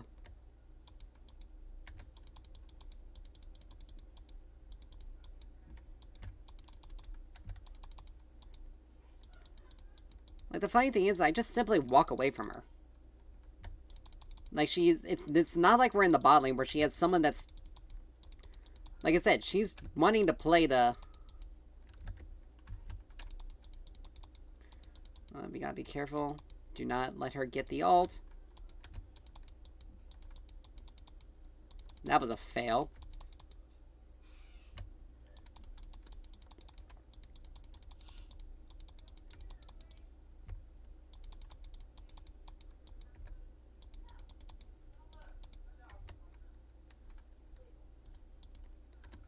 I'll pop my refill. Let's see. I'm gonna back when I have 1200 because I want to get both Sorks and Sork shoes and Ludens. Hit a really good power spike. We only need 200 more gold, which is good.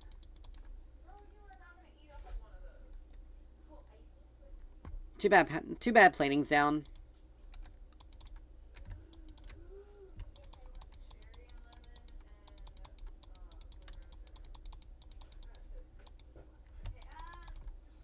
Kind of hard to hit your combo.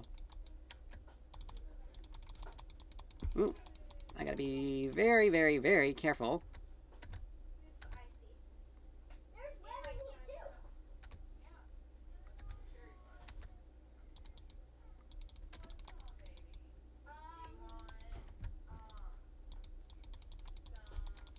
Sit down, Noxian Bounty Hunter. This actually puts me in a really good position. Now we managed to live, but she now has Mercs. Bloop, bloop. Oh, wow. Alright, that's all we can get here. Okay, I don't know why Riven is having such difficulty dealing with Garen. Like,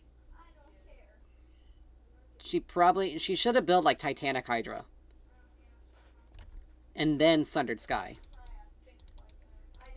Because that would have given her significantly more survivability against him.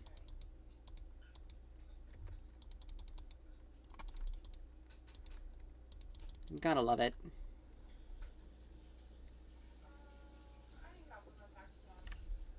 And like that, she picks up 2 kills bot side, even though she's died twice to me.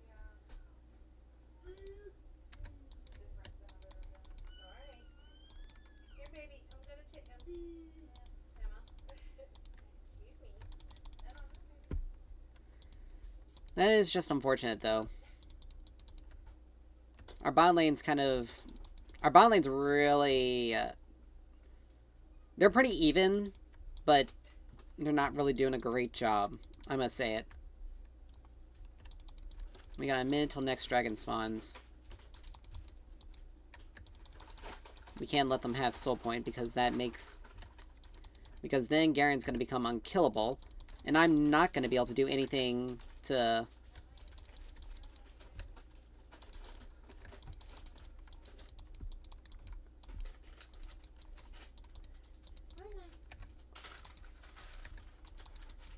Oh, Lord.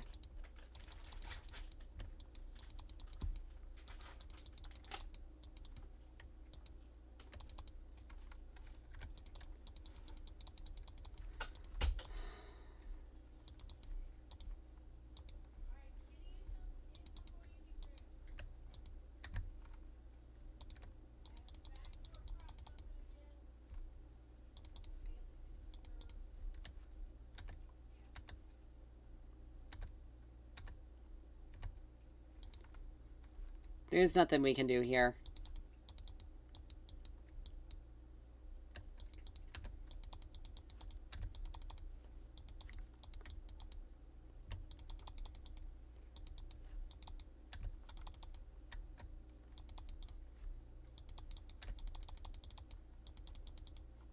I can't do anything.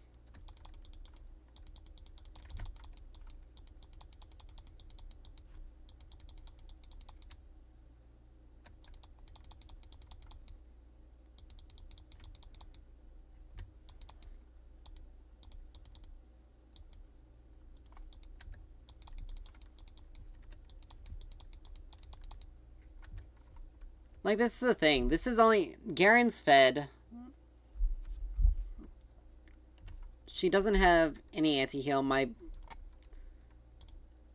Honestly, my jungler made a really bad decision by going in there.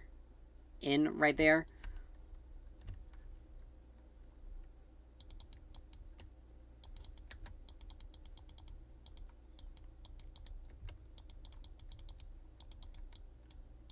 Like, Morgana's not clearing wards. She's not roaming a lot. We need to take care of Garen, but the problem is I can't leave my turret.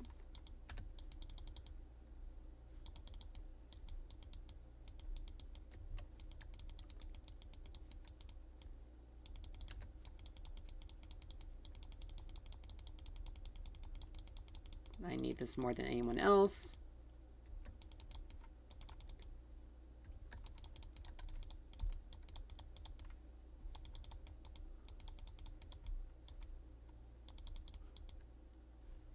Like, I can't even... Like, Morg just legitimately just...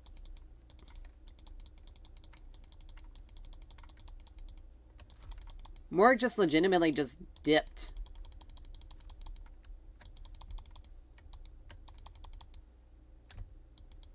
Like, she just straight up dipped right there. She didn't stay to help. She didn't do anything to...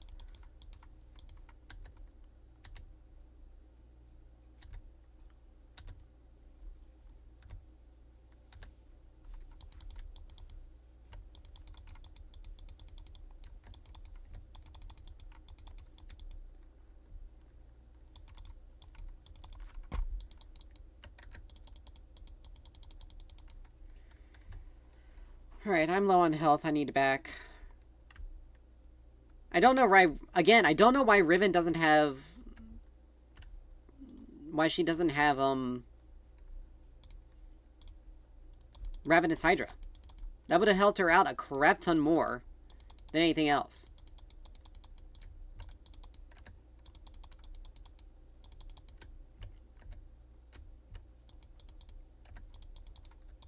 Rip my turret, because Morgana can't even clear a wave like she's supposed to. Like, she is so weak. I'm literally the only one on this team that's strong.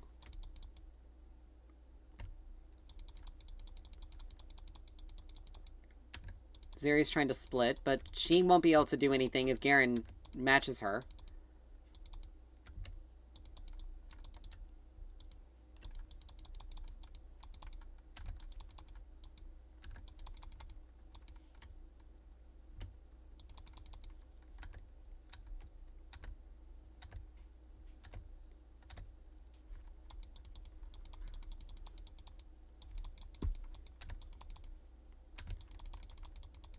Crap, I'm dead.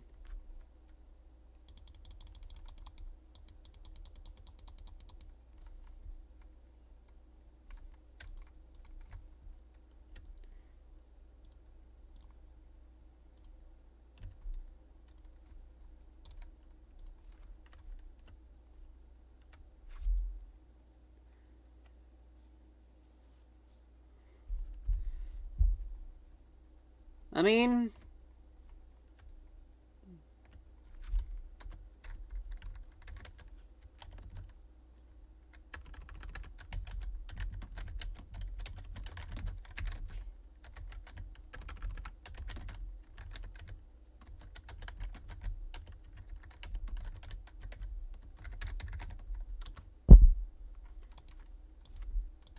I'm just gonna say it. Like, they gave her free kills.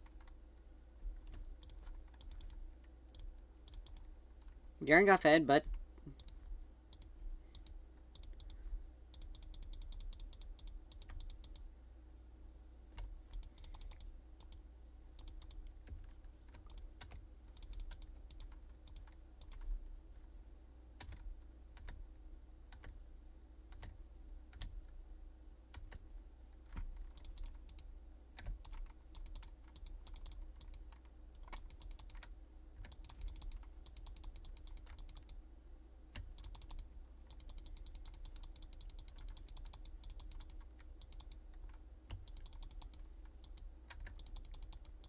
Like, I've effectively beat the Samira easily.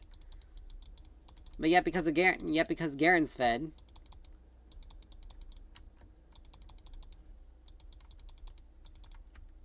Well, we blew Garen Flash.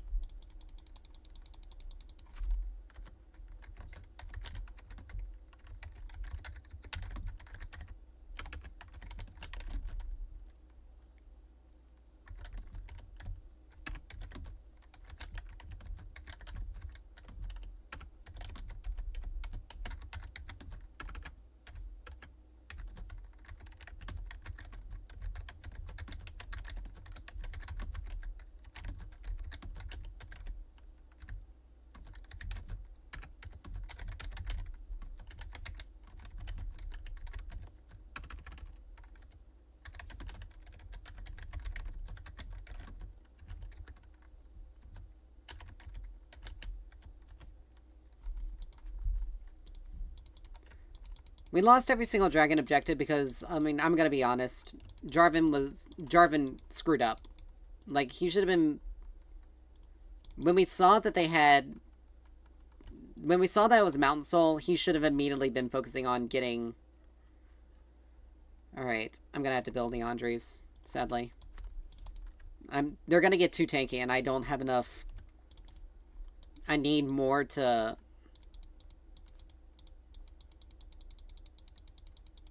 I need more, sustain... I need more damage over time. Morg's not doing enough. The funny thing is, they don't really have any healing except for stuff that's built into their runes. Garen's passive healing is really only doing so much. Zeri's dead. There's no way she's getting out of that alive. Once Garen is on top of you, you're dead. Unless you stun.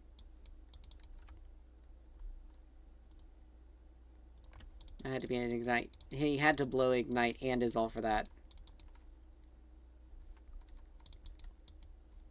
We can't go for any objectives, unfortunately. It's just the way it is. Samira TP.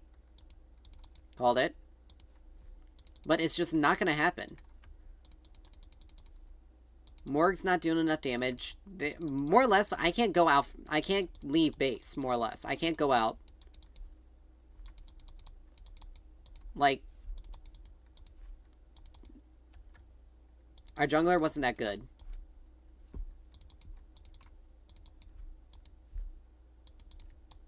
Because he gave a lot. He gave them every single dragon objective.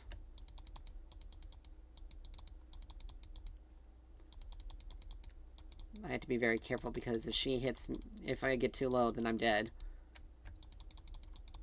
But yeah, we lost most of this turret.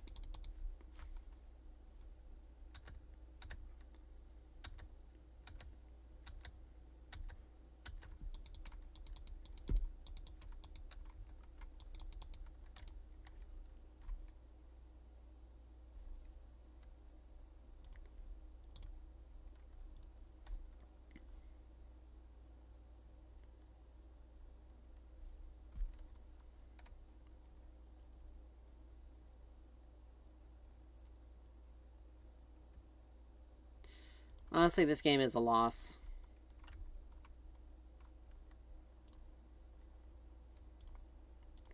She grieved. She's not really doing anything. I'm just kind of...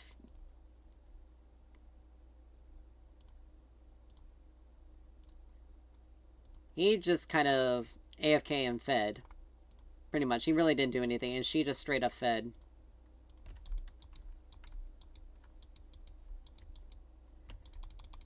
And this area is going to call me useless, but yet I've been dealing significantly more damage.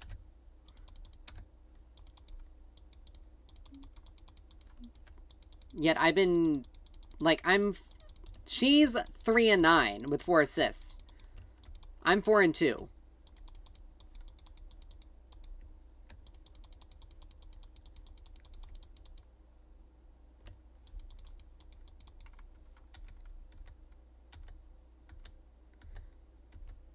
I basically just have to use my ult to clear that. I have no other choice.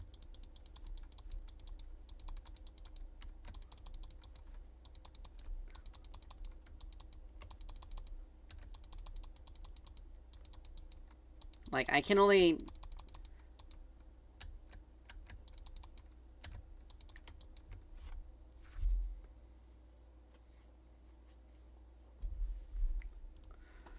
That was an unfortunate loss, and a really idiotic one. We shouldn't have lost. Riven screwed up early by building Sundered Sky. She needs more heal. She needs more sustain against Garen. Jarvan screwed up a lot because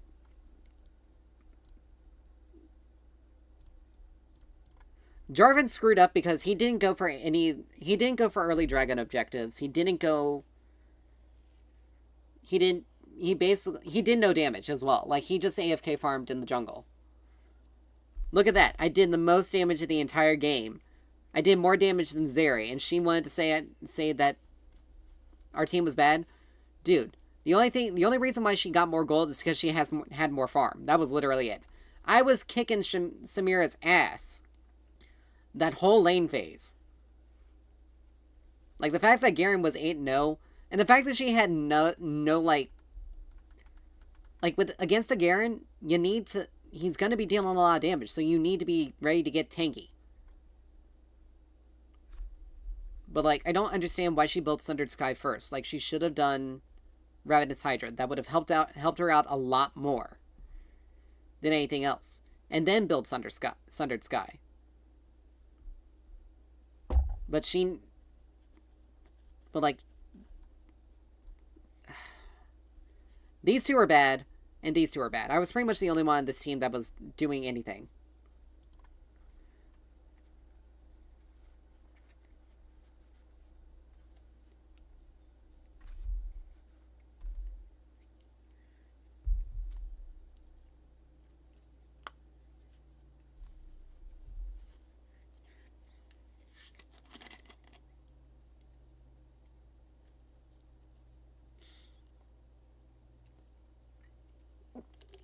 And she said, oh, ping your laner. It's like, dude, I did ping multiple times that she was missing. If she's gone off, and if she recalls and she doesn't show up on the map, then you should be looking at the map periodically anyway to make sure to see if you see that Samira is gone and you see that, and it's been a minute since it's been a little bit, she's probably roaming. If you've seen that, if you paid attention to the map and you saw her recall and she doesn't show back up to lane, you should probably be assuming she's roaming to one of the side lanes already. It's not my fault you...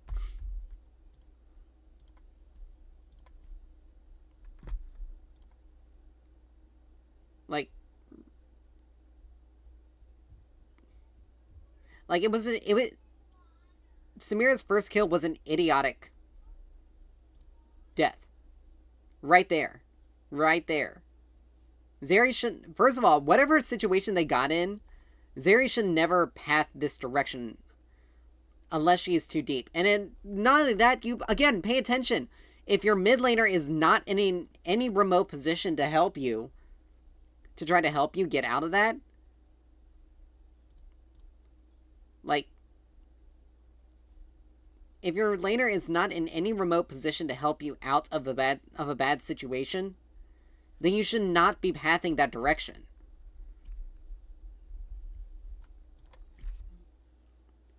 Like, we lost strictly because my bot lane was stupid, my jungle did not do anything, and my top lane made very bad decisions and fed Garen.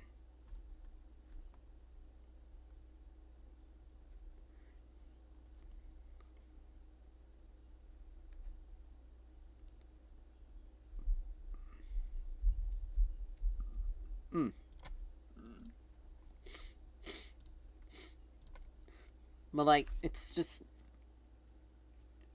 It's one of those things where it legitimately just makes no sense that they would play like that. Like, they would make some of those decisions that they made, because they clearly were not working out. They clearly were failing.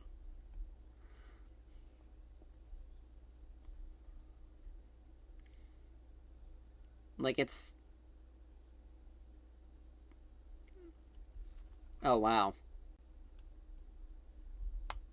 2 out of 3 of our champs were banned out. Alright, so it's a Lux. Definitely a Lux mid.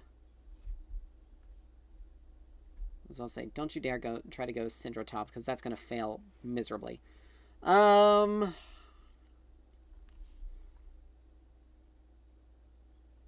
have to go Xerath here. It's going to be the only way I'm going to be able to match her.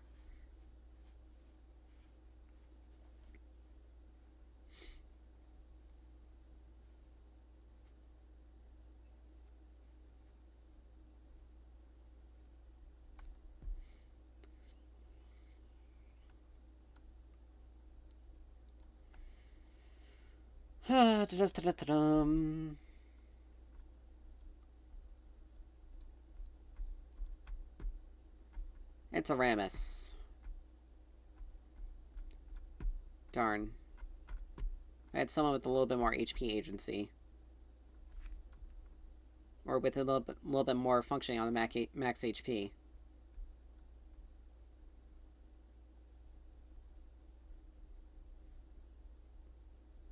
If you're so concerned, then why in the world did you not just pick York?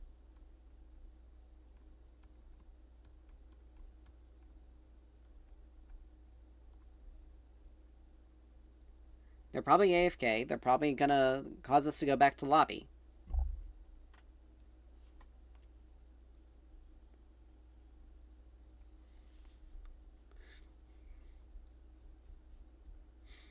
Oh, they got a really tanky... They got a defensive team. So I gotta be... Yeah.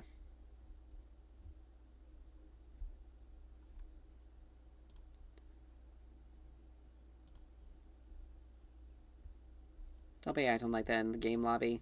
Because you're already good. Because you're already proven that your mental is not that stable.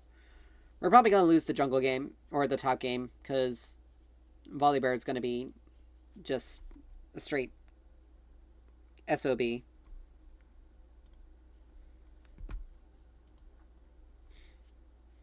Now, if Master Yi gets fed, then we should be okay. We should be good, particularly against these guys. Rammus and Tahm Kench are going to be the only ones that are going to be a little iffy. If Smolder gets his stacks, then Rammus and Tahm Kench aren't going to be too bad. And Volibear as well. If Volibear goes more on hit, he'll easily win against these two. But Rammus is going to be difficult. I'm going to have to go like a Liandry's in order to deal with them because they're going to have a lot of HP. And Rammus is going to be basically a tank, so I have to have a lot of it. So I'm going to go Luden's Shadow Flame, and then Liandry's Deathcap, then Void Staff. As much as I would love to go other items that would be better, more functional, it's just I have to go something that's going to deal with maximum HP because I'm not going to be able to. I'm going to be honest. In this elo, you can't rely on your team. You honestly can't. Which is why I often pick Xerath, because he can be self-reliant so long as the rest of the team doesn't, like, completely crap the bed.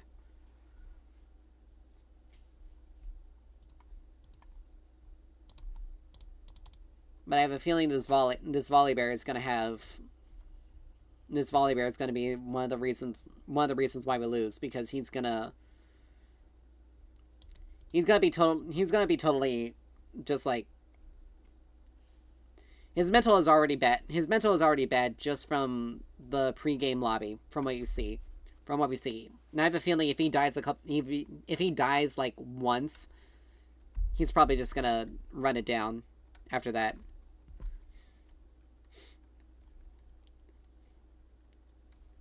If the pinging on the Sona doesn't stop, then it's obviously him.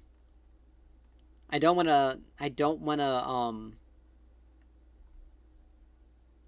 why do you have Doran's ring? It'd probably be better if you had Blade or Shield. Whatever. But I don't want to mute his pings, but if Yi is AFK for the threshold, then we just remake. We don't lose anything. Like, if he's AFK for a while, we won't lose anything if we remake. So just let it be played out.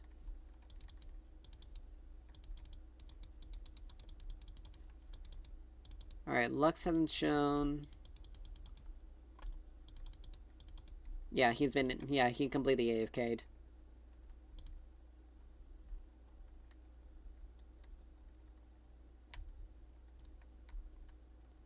I don't know why the Lux typed easy in there, because they didn't gain anything, we didn't lose anything from it.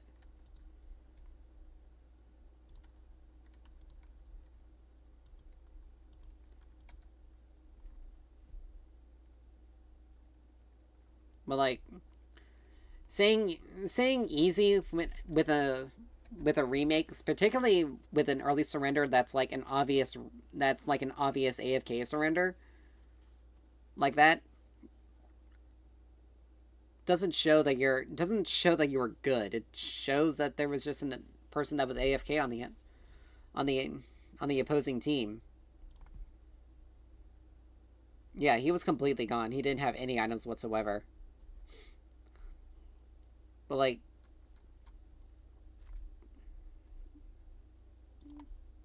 if it weren't for the fact that everyone was just going next, I would have put in the end game like, yeah, easy. Yeah, it was so easy to win yeah, it was easy. You gain nothing from a remake. You gain nothing. But anyway, sucks that we lost one. We won one. Sucks that we lost one, because it does set us back, unfortunately, and I hate that because it's really annoying.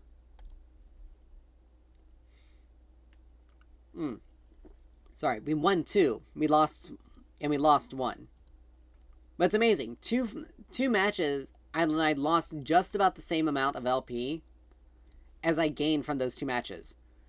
Riot was supposed to have fixed that to where losses didn't like particularly impact you as badly unless you were just like abjectly horrible. And sorry, but based on my performance in this one, I shouldn't have lost the LP that I did. Like, it wasn't me who caused us to lose. It was literally the rest of my team. Like, it's funny how the Morgana had 4 kills. Had 4 kills when the Zeri had 3. Now, again, the Morgana definitely wasn't great. Like, she was definitely not great. She avoided trying to fight as much as possible, pretty much, based off of her 4 deaths. Different from me, because I try to play as safely as possible as Xerath because I am very immobile. But the fact that Samira was able to get 10 kills easily, a couple of them she managed to get on me near the end, but that was only because there were a couple of times I was either A, caught out too far. Actually, not even caught out too far. It was pretty much the fact. Let's see, hold on. My deaths. Yeah, both of my deaths were to Samira, and it took over 20 minutes for it to happen. And this one was because I got multi-manned right there. And, like, Samira was low, but she managed to dodge my stun there. Like, it was just one of those things. Like, it was a 1-for-1 because she was taking turret aggro. But yeah, she got a double kill 21 minutes. 21:30. And that was because I was trying to help people get out. But again, this Garen just went. It just goes to show sometimes you can just roll a person in lane. They can roam and just absolutely, like, stomp on other people because they're not paying attention. They're not smart. They're not playing smart. Okay, this is going to be a weird bot lane. But we do have a Ziggs. And Teemo top. Okay, so we need a sustained source of AD. So I am going to go Caitlyn mid here this game. It sucks because depending on the matchup, I get countered out easily. But with a Ziggs bot lane, if I go a mage, then we're heavily in the magic damage area, and it's not going to help us. All right, so it's going to be so they banned out a Yone. If I was comfortable with playing like Yasuo or Yone, I would go one of those, but I'm not. God damn it. Well, that sucks. Caitlyn was taken, so you know what?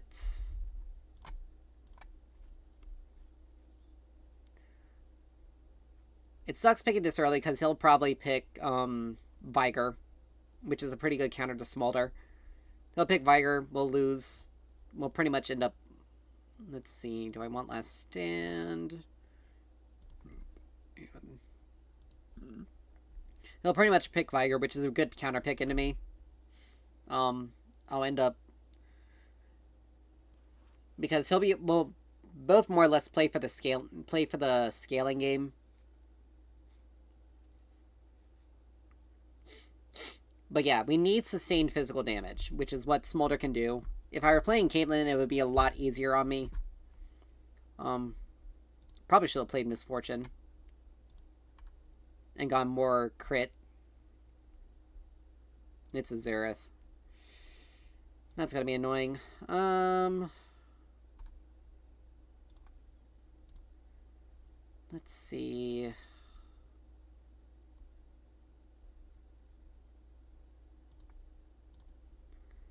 I'll take Second Wind and Overgrowth.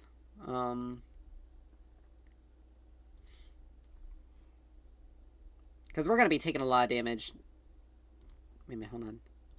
I'm going to Bone Plating. Oh, this is going to be annoying.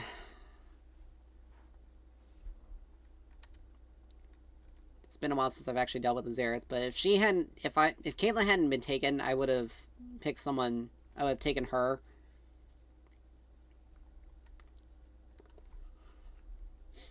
But my goal is pretty much just to survive the lane and scale as well as best as possible. But there's only gonna be so much I can do. I'm gonna be taking a lot of damage here. So I'm gonna be taking a lot of pokes. So I'm gonna forego the Doran's Blade. Even though it gives me the 10 health and life steal. I'd rather have the Doran Shield.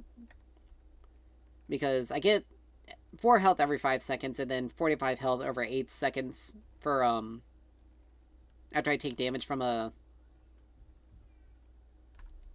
enemy and then it increases the lower health.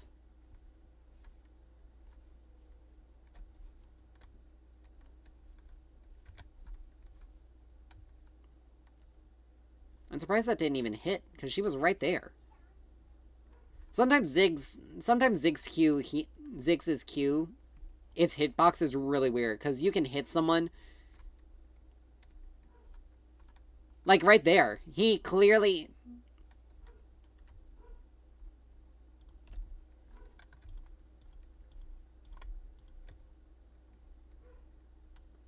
like, guys, stop.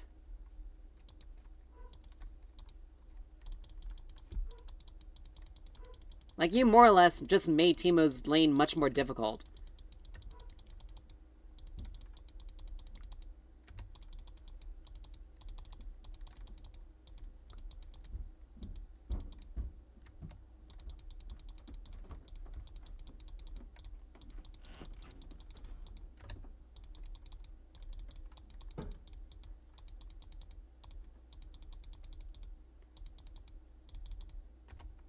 Now, he gets to hit level 2 very, very freely.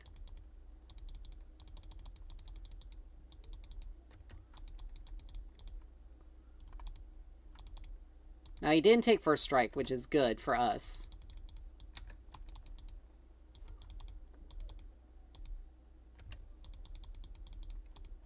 But we are, like I said, we are taking a lot of poke.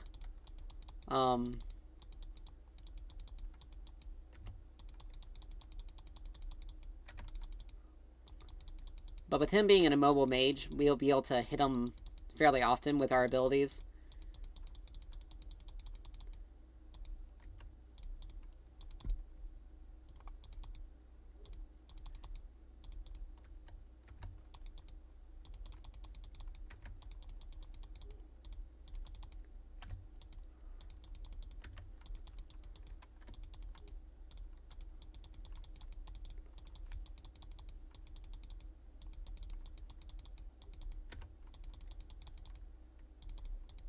But we do run into some mana problems. And I don't have a mana flow because of...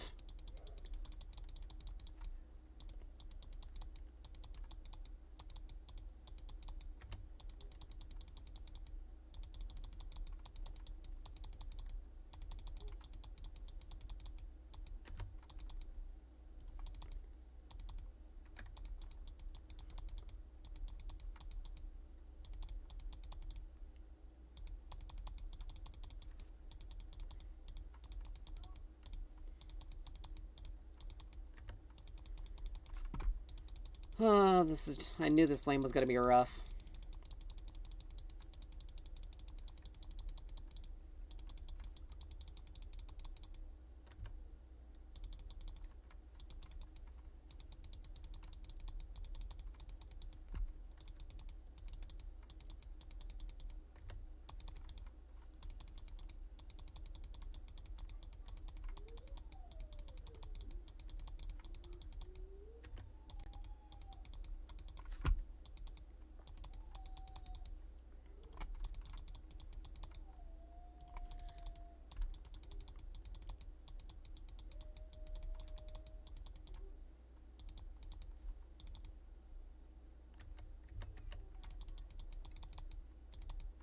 the cannon.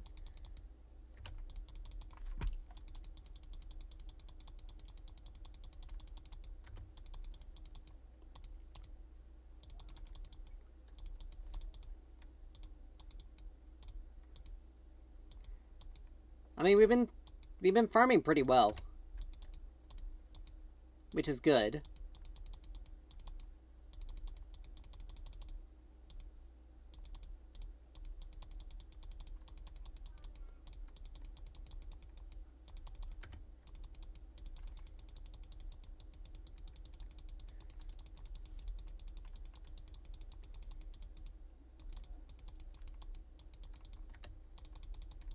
Okay, there we go.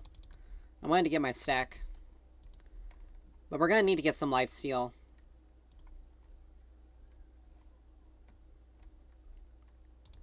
We'll do that. As much as I would love to do that, grab Essence Reaver first.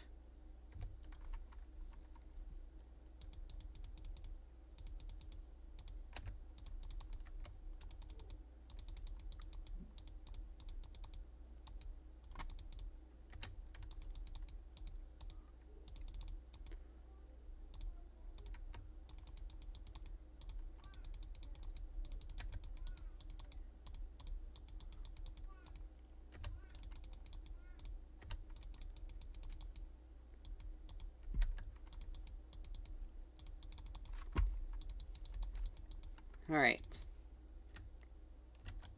6 got a kill. I don't know why they have a Kayle support. She's not gonna really do...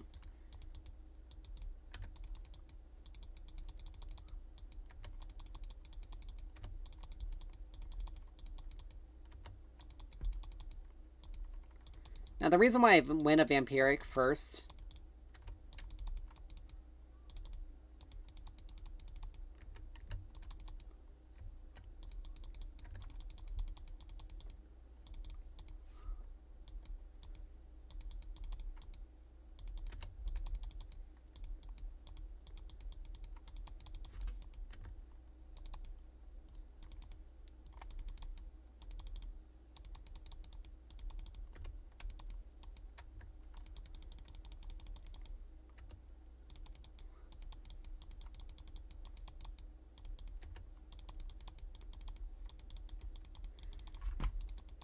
Alright. Stop zooming in.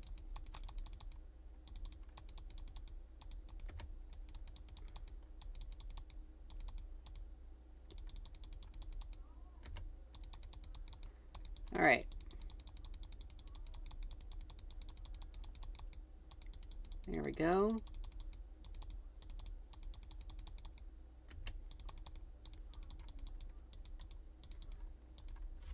Alright, I gotta head back. I need to get...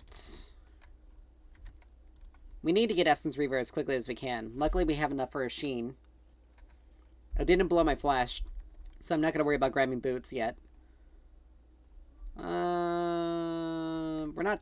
Ironically, we're actually not taking as much damage as we were before. Oh, if I can get in there, I can get a crap ton of stacks here. Darn.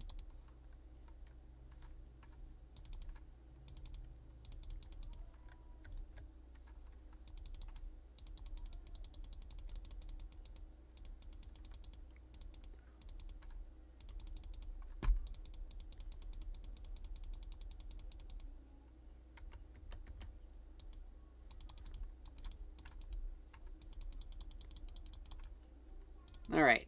He hit us with a max range stun, but it didn't really do anything to us.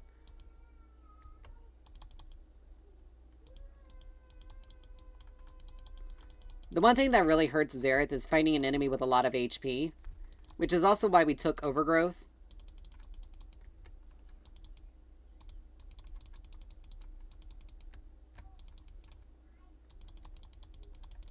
Oh, you missed that one. But yeah, us being able to...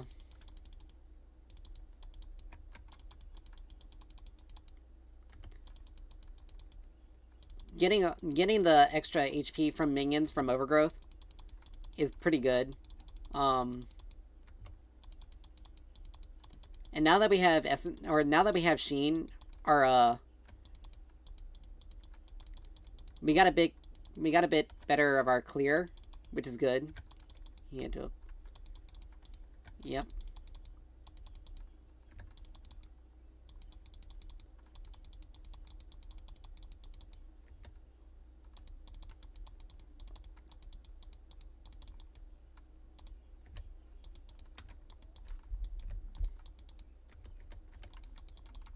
But yeah, he can't fight me outright like that. If he does, he loses.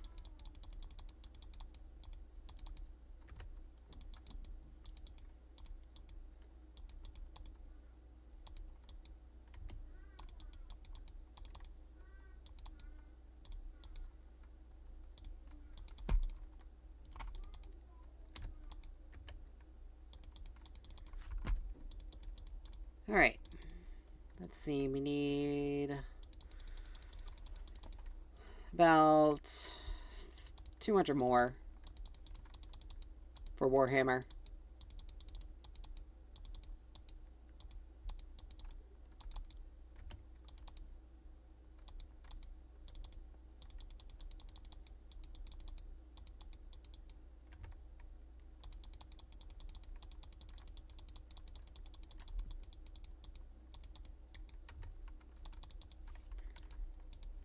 See, we actually did.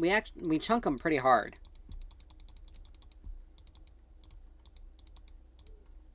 He's got to be very careful when fighting us, though.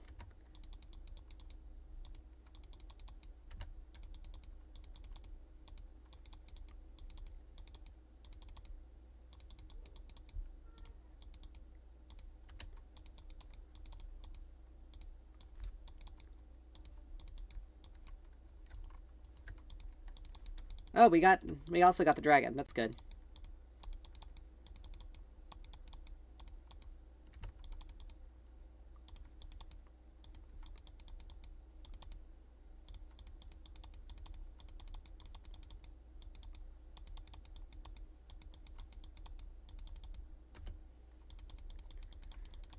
Alright, we got enough for Warhammer. Good. Which is good. We really need to get Essence Reaver as quickly as we can. Because we do have mana issues. I didn't take mana flow strictly because I wanted to. We're farming pretty well though.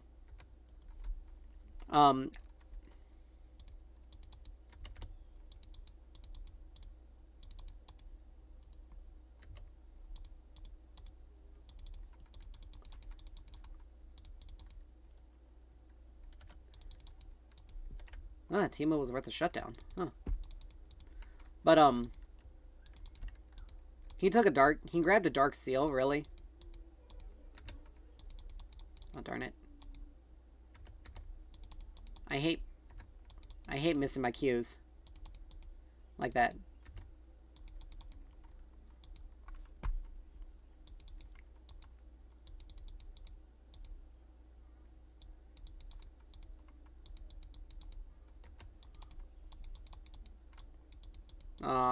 This isn't a good fight, sort of.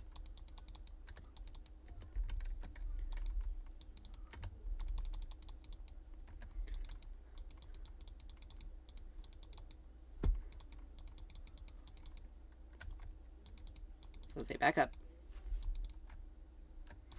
That was actually really good for me. It sucks we missed the grubs, but we got Xerath ult, Xerath flash.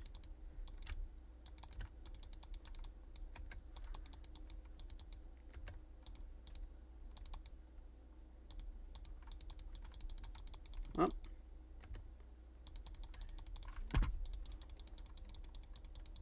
But those we got essence we got essence we got Essence Reaver. We only need 400 more gold and then we can get boots.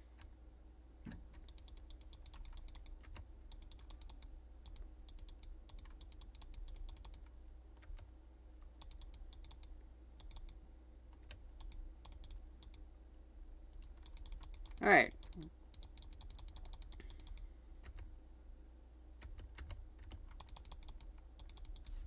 Oops. Took a turret shot.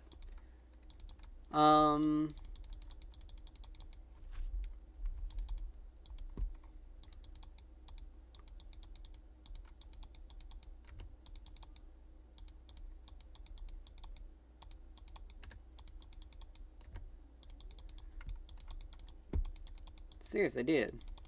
Oop, crap. Take the hit. Alright, we got a good amount. We can just head back now. Actually, no, we can still stay.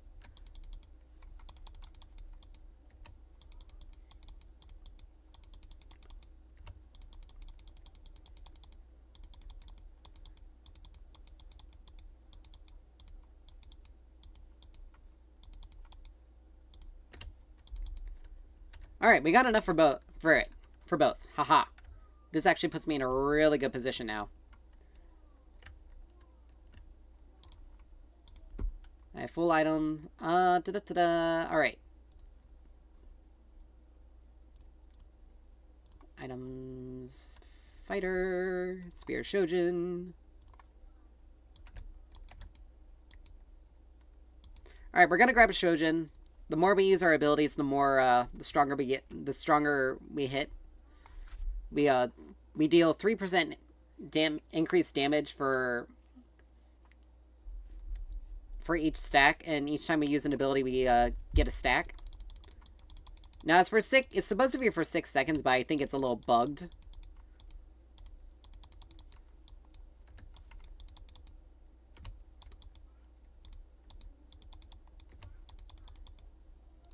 Alright, but we got 115.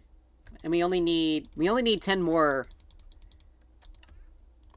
We only need 10 more stacks before we can, before we get the next upgrade.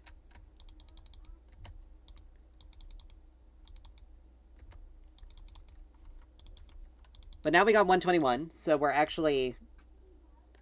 very close to getting it.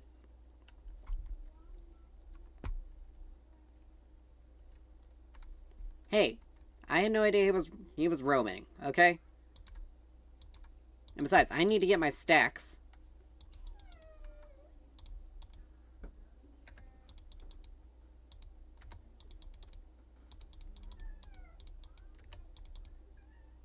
Alright.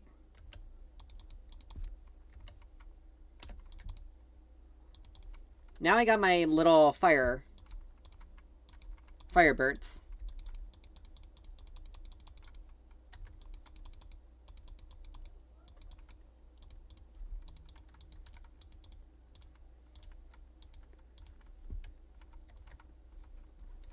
He's gotta have, like, a ward right there.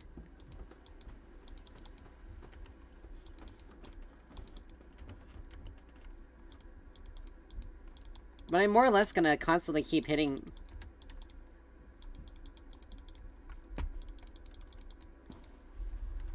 But it's really funny.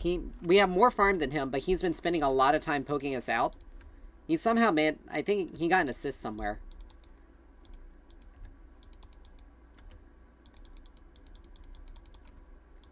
Oh, did he?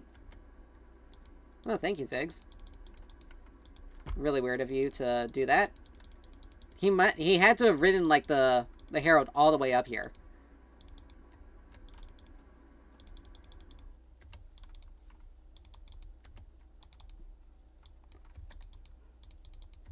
I'm not stupid.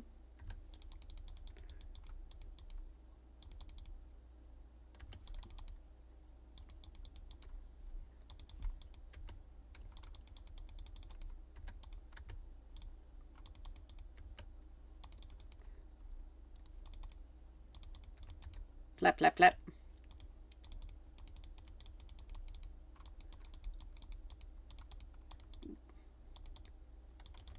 Oh man. He finally hit me. Which kind of sucks, but you know, it is what it is. My first death. Now he's 3-0 for some reason. Probably because people had just been giving him stuff. Now Pyke pulling a Mumu under the turret there was not a smart idea. He should have stopped while he was ahead, because Kayle ulted him. I know Xerath ult's down. I know that ult's down. But that was a really bad idea by Pyke there.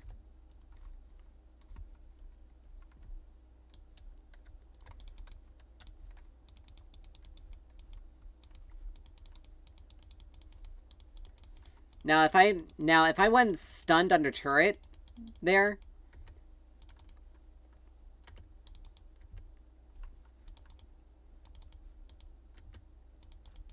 if I wasn't stunned under turret, I would have used my ult right there and healed myself.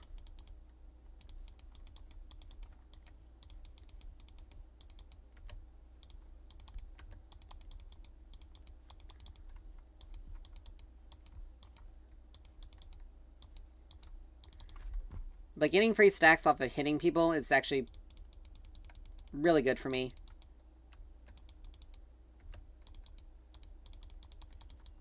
Teemo, please.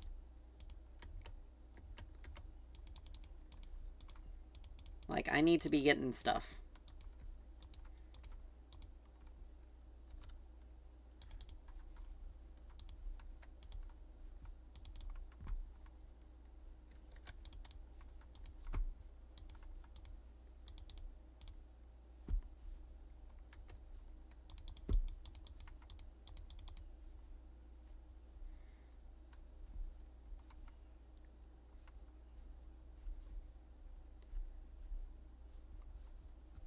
We're more or less just kind of keeping an eye. Okay, there we go.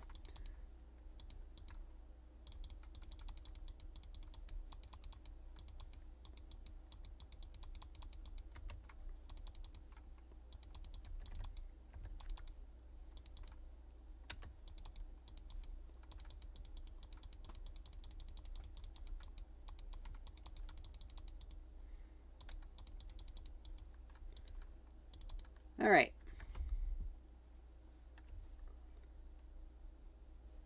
Xerath wasted his ult. We got Warhammer. She also ulted there. I'm also... Once I get finished with Shojin, I'm going to go ahead and finish off Bloodthirster. I'll be able to clear out Doran's Blade right then. Then I'll get Quick Blades. I got 3 seconds till this comes up.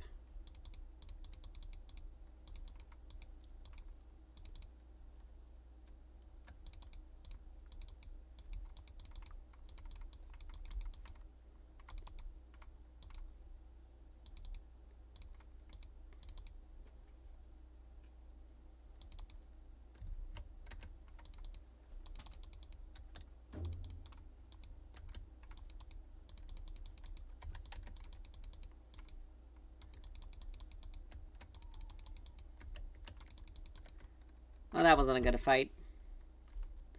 Teemo wasn't there. That sucked.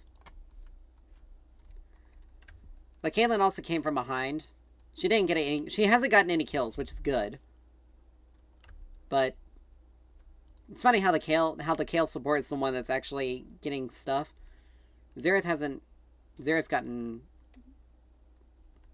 We need to be careful. If Xerath gets his seal stacked and it gets full, and he converts it to a Magi's, it's going to be much more difficult. He doesn't have tier 2 boots though.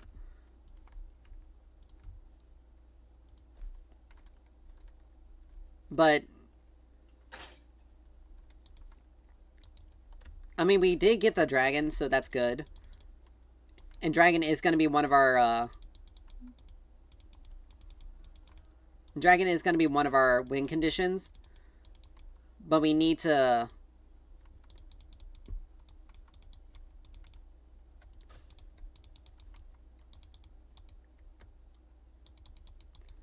But I need to be...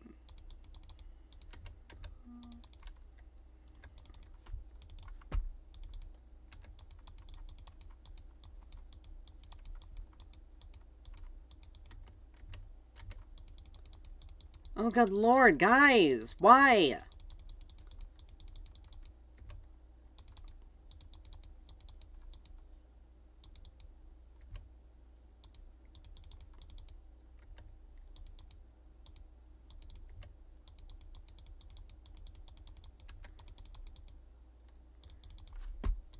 Like, we're literally, Xerath is only legitimately getting stuff because everyone else is just kind of screwing up massively.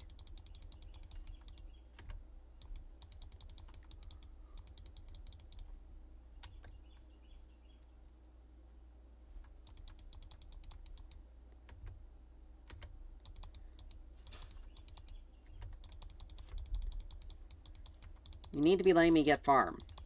I need to be able to get this. I need to get my,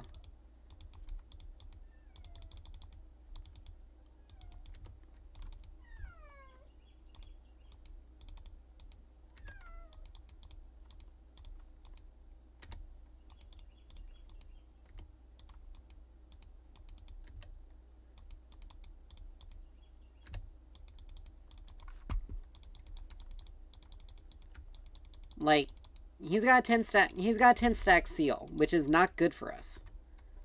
I need to head back. I got Shojin. I'll finish off Bloodthirster just to give me that extra healing and survivability. But after that, we'll go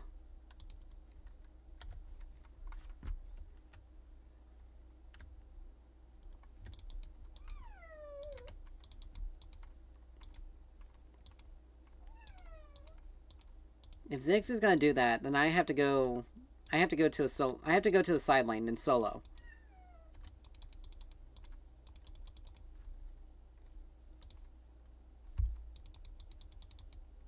I have to play more on the solo side because I need to get my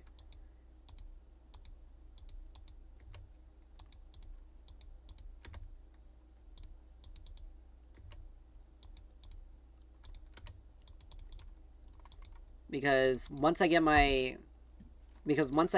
stacks, I won't have to worry about things as much.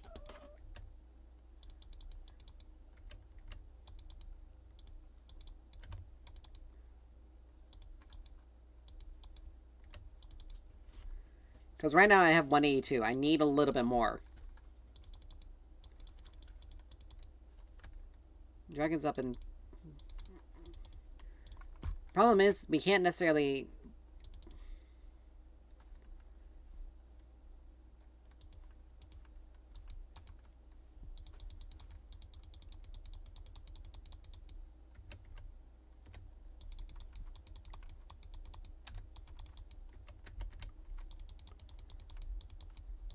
Alright, I got 190. We got a pick, which is good.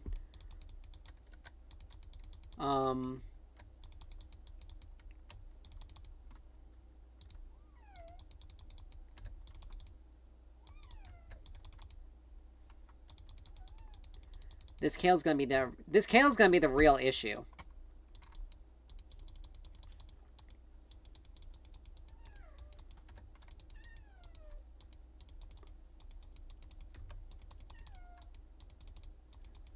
There we go. Teammate got taken out by a Mumu. I have 190, so I need a little bit more, but I need... Again, I need to be... They need to let me farm. If I can't farm, then I'm not going to be able to do much.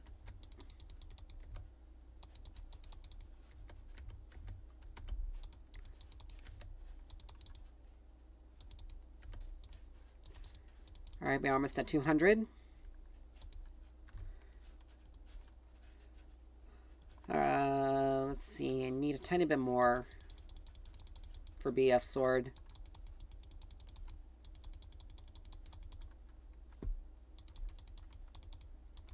And again, I'm almost at my stacks.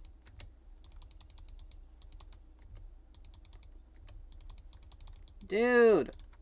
I mean, I got 203, but I need my stacks. Stop hitting the minions.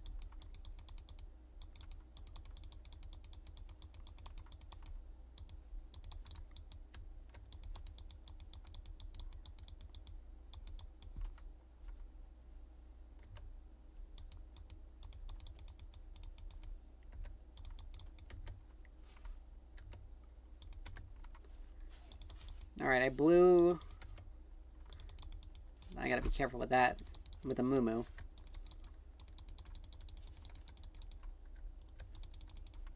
Oh no. Okay, thankfully.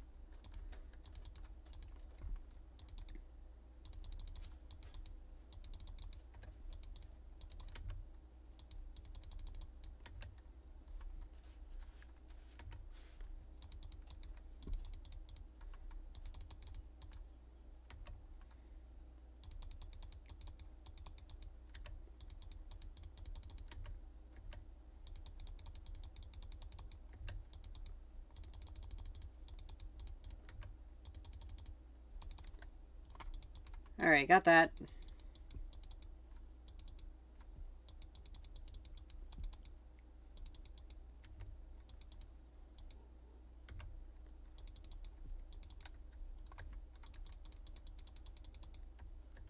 And like I said, Kale's gonna be annoying when she's got Gwynsu. She's gonna be massively annoying.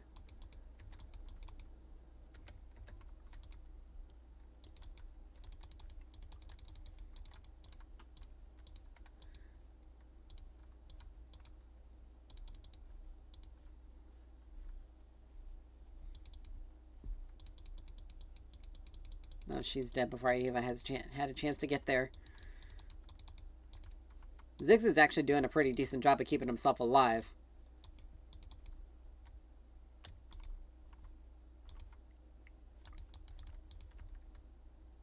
Kale Flash.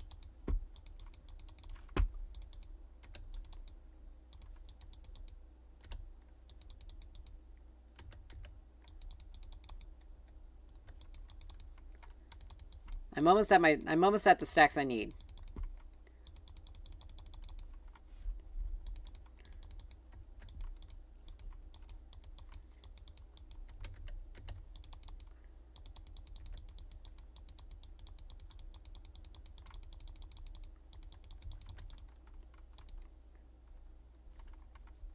Seriously? You couldn't have done... Oh, Lord. Well, I got Bloodthirster now, which is good. Alright. We'll have...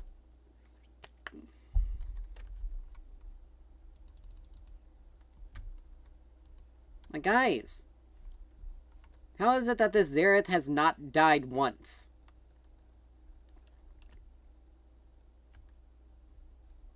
He's got a fully stacked seal. All he has to do is turn it into a Medjai's, and it's pretty much GG. Alright, we'll do Quick Blades, then Lord Doms. Because we need to eat through a lot of HP from both Amumu and Urgot. And she's gonna have quite a bit of survivability.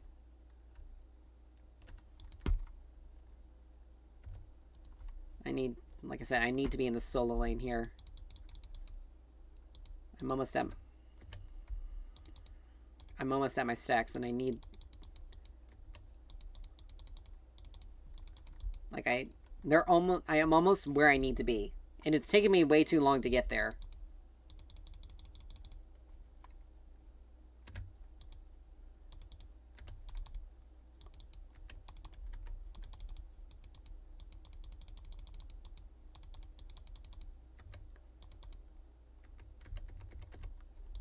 Alright, we got it.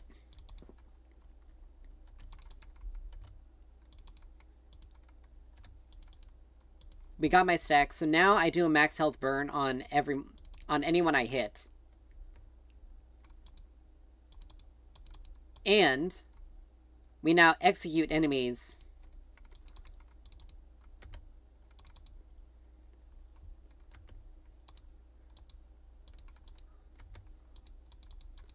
We also get an execute.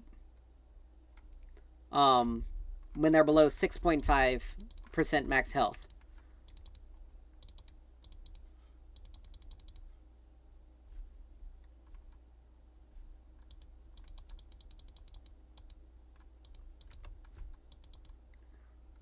Oh man.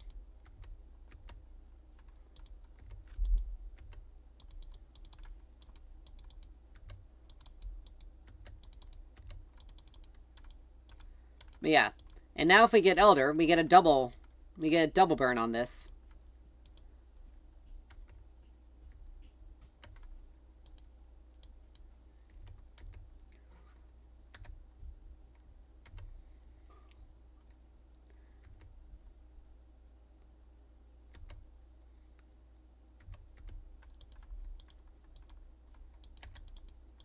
Use this.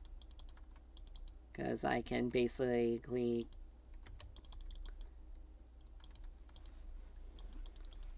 Good lord, how are people... Why are people...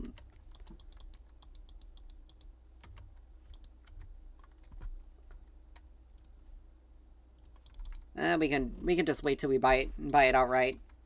But yeah, this Xerath has a death cap. He hasn't upgraded his Dark Seal yet.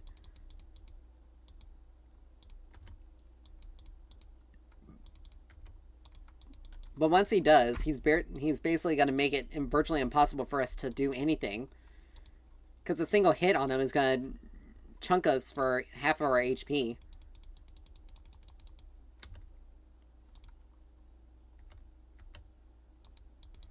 But luckily, we have infinite scaling.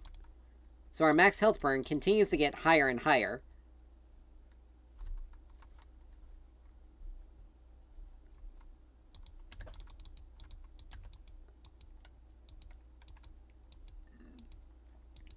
I'm backing up because I don't have the ability to take on both Amumu and anyone else.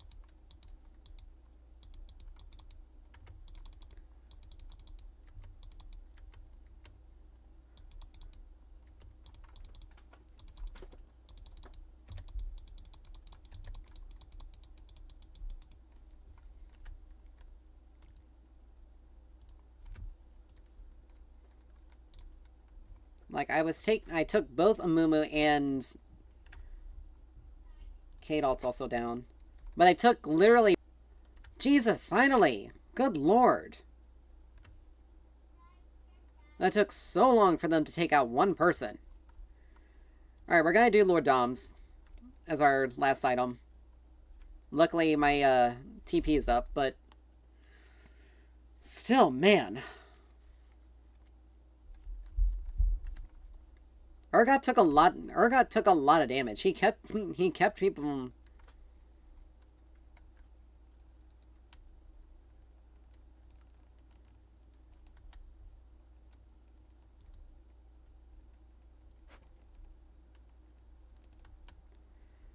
All right. Urbex did a good job. She took care of most of our. She got us most of our objectives. But yeah, it took so long for them to take out Xerath. So long, it's not even funny. And it's ridiculous. It was absolutely ridiculous. And they kept basically running kills into him. He hadn't even upgraded the Dark Seal. It took me forever to get my stacks, mainly because people kept stealing my farm, and I didn't want to type in there, hey, hands off the farm, I need him for my passive. I need to get 225 as quickly as I can. It's bad enough that I was having to dodge Xerath stuff from Xerath. But it was hilarious to watch Kayle just get 2 tapped before she had a chance to ult, because I brought her below the execute threshold. But yeah. So, another victory. We're back at 75 LP. Hopefully the next game will be just as fine. But yeah, that was massively annoying dealing with a Xerath in the mid lane. Admittedly, it's still, still a Xerath, still mid lane. And I did adjust pretty well. He did hit us a lot, but the problem was we had Doran's shield. Ugh, sorry about that. We had Doran's shield, so we were basically restoring HP. We were restoring more HP than he was able to drop out. Plus we had fleet footwork, so we were getting a little bit of extra healing. off of that, let's see. Yeah, we healed over 2,000 HP with it. Presence of Mind gave us... It took us to 28 minutes to fully upgrade, fully get Bloodline. Jesus. I must have been farming really badly. I had to have been farming badly.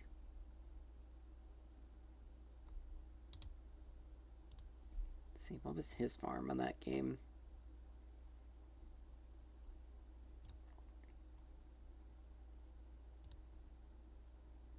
$199. Yeah, he had less farm than me. But again, people kept running kills. He had absolute focus. Yeah, once he had absolute focus, Gathering Storm. Once he pretty much started, once he got his Dark Seal up, he was pretty much just sitting back, just avoiding getting hit.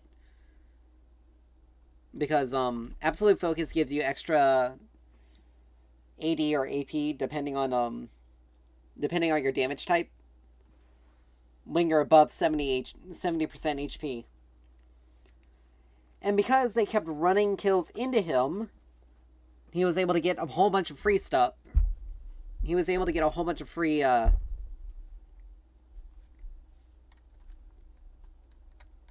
support again.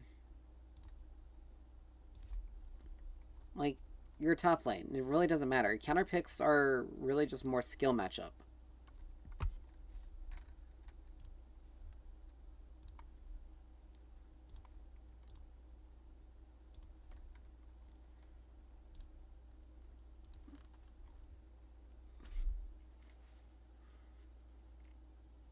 Like, if you're so worried about your top lane, then... If you're so worried about being top, then maybe you shouldn't queue up for top. If you're that worried about it. Alright, we got a lot of bursts, magic burst. The banned out Darius. Like, see, he wanted to switch, but yet their top lane is going to be picking. It's going to be an AP Gragas. Like, that's what it's going to be. It's an AP Gragas.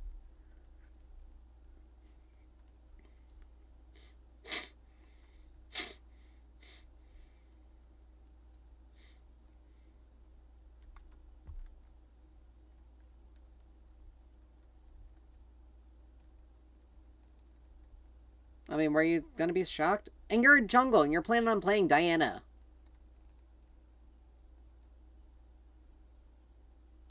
Really? Wow. You know, I hate people like that. Like, you're playing jungle. In jungle, counter matchups don't really matter as much. And I say that because because the way the jungle works. You're not going to be directly fighting them constantly. Versus if you're in lane. Like, you're not going to be... If you're planning on picking a Kali, it's very hard to work on the counter matchup against a Kali. It's just the way she functions. But good lord, people need to stop trying to do switches and stuff like that. But yeah, jungle counter matches don't really matter. Because depending on who you pick, it's more about whether or not you're able to more effectively. Oh, they wanted to get rid of a Lux. You know, I can just... They wanted to get rid of Lux, so why don't we just make things worse for them? We'll take a Xerath support. Let's see...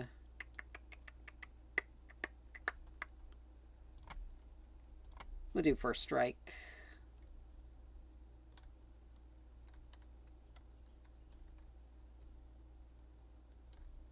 Oh, good lord.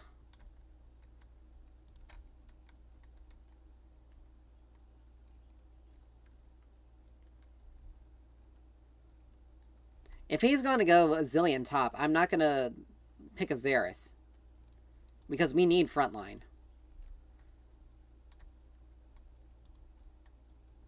We need the source of frontline.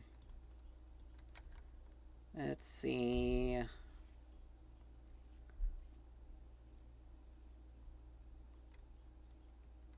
I'm not going to be able to utilize Grasp as often.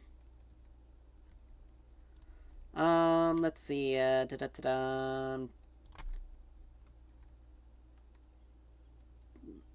This will help. Actually, no. Second Wind and Overgrowth. I plan on going tank here.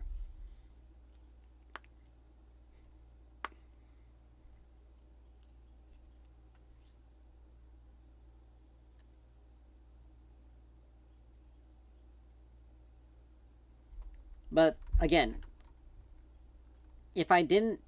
He was planning on picking a Zilean top. Or at least hovering it. And it's like, wow, dude, thanks. He's running Grass, so he's gonna try to go in. I probably should have done Grass because I'll be able to get some stuff off of it. But I'd rather have the Comet for early poke.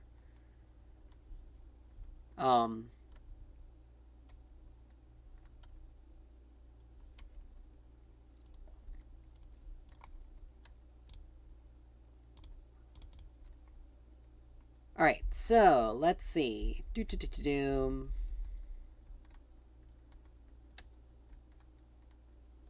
Unending Despair. Let's see. The vast majority of the team is 80, so I'm gonna go Armor.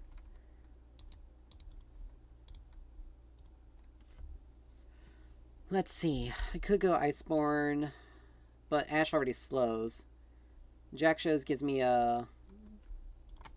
some extra. So I think Frozen Heart's probably going to be best, because I'm going to need some mana.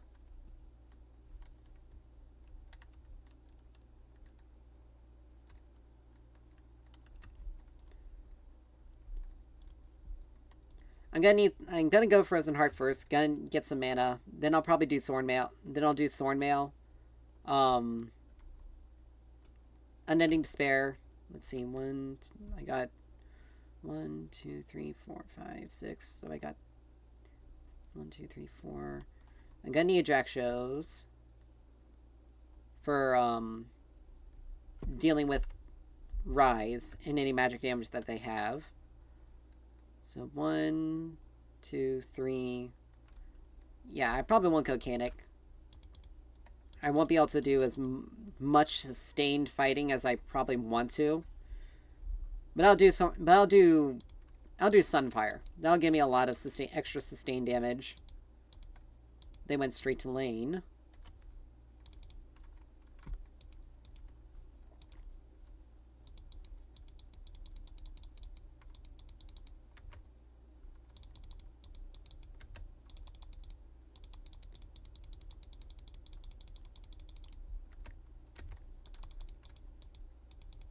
Do that.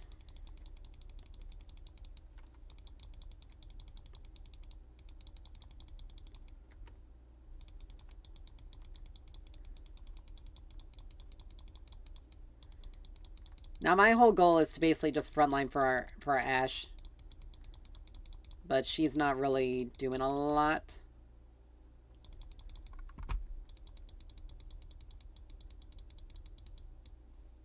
Alright. I'm gonna take Thunderclap. I'm gonna be upgrading Thunderclap and Ground Slam. How in the world did my Q not go off there? Like, clearly you are in range. Make sure we get the cannon.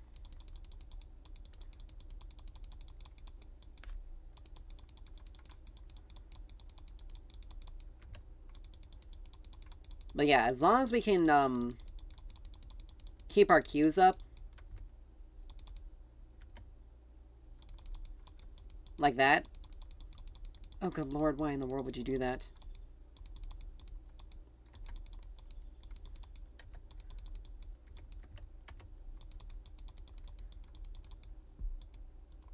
And that's what I wanted.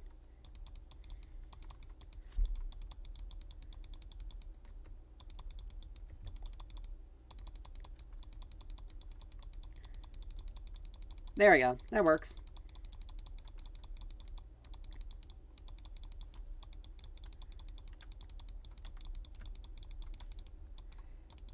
Frozen Heart's definitely... Let's see. I mean, Frozen Heart... I mean, I slow their attack speed anyway. So... But I'll still do Thornmail. Grab that and that. Grab one of these.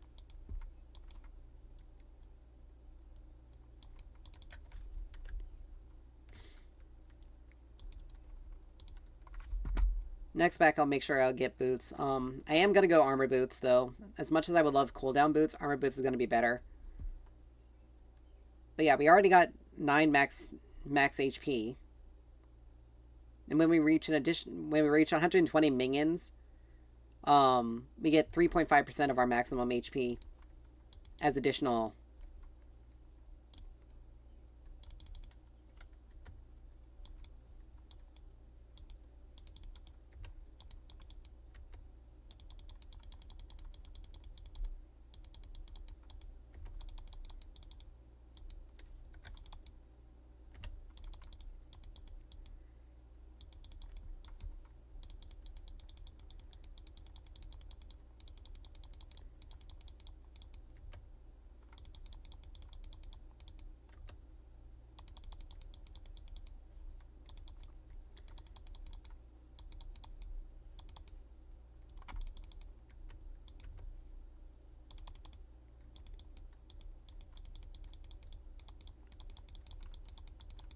Yeah, I kind of gotta be careful with that.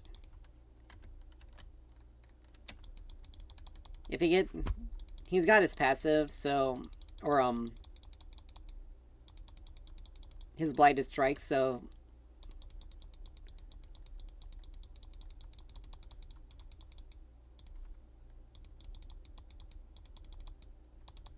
make sure she got that.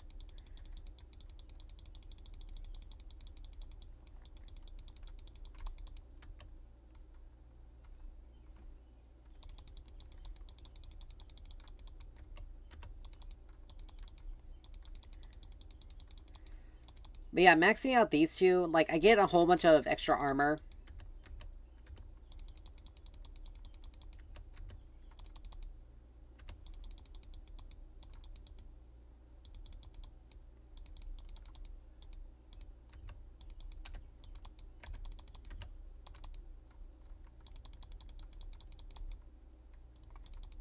Alright, I have Ignite, so if you want to try to do something here... If I were level 6, I would definitely go in. Just do that, just to help.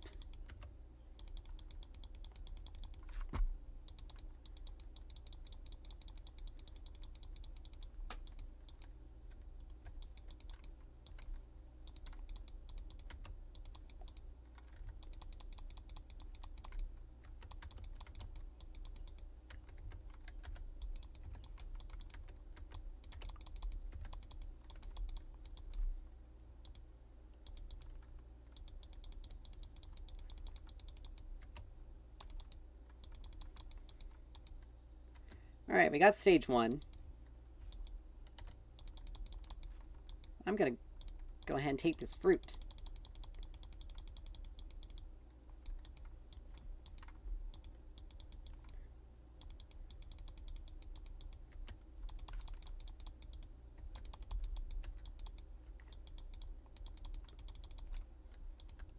He just straight up ulted like that.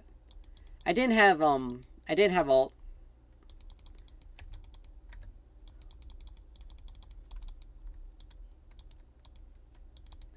I'll go ahead and take the back here.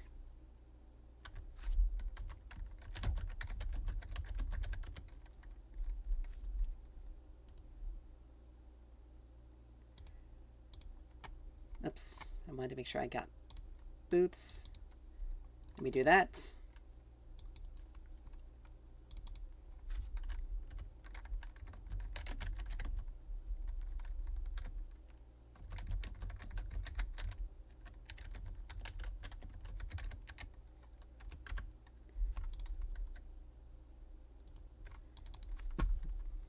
Oh, I forgot to pick up a sweeper. It's okay. He didn't either.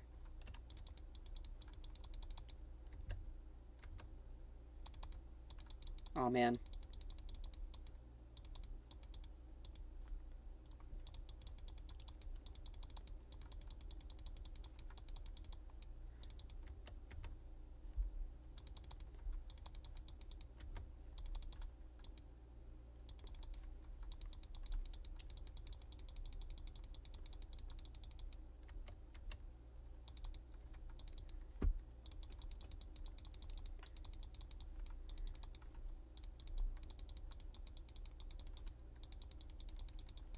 Alright, they're both level 6. So this is gonna be an interesting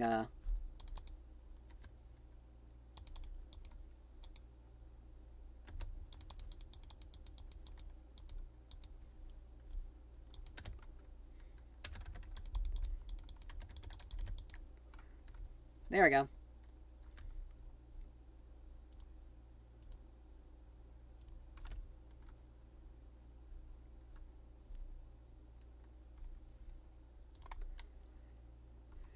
Alright. Take armor boots. Sweeper. Control board. As soon as he did that, as soon as they were going in on her, I had to ult. Just be careful. Because they were gonna take her out, and if I didn't do anything, then she was dead.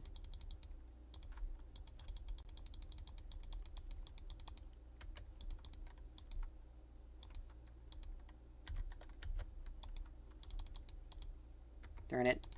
I screwed that one up.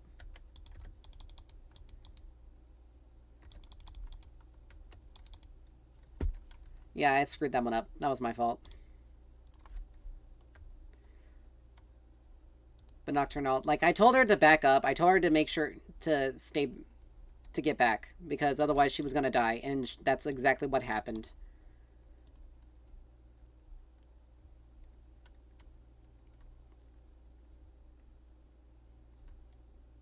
Now, I don't know why she did that, because she basically wasted her ult right there.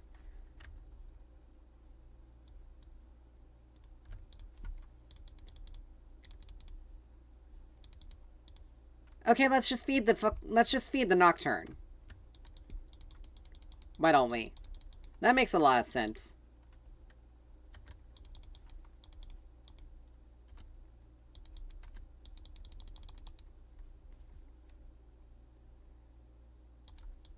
Like, let's just feed the one person we don't need to get fed.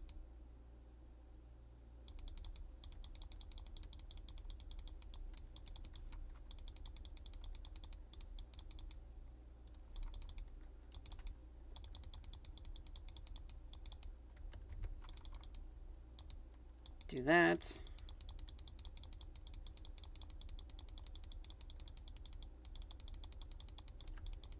Alright, she's got ult.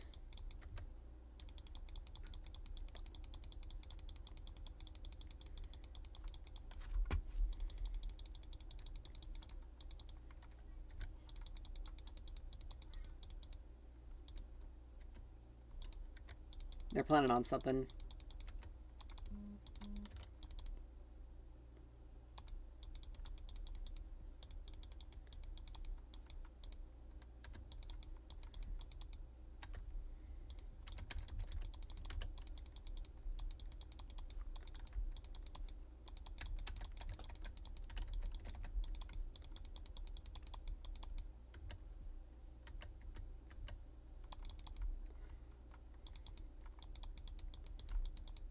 Aw, man.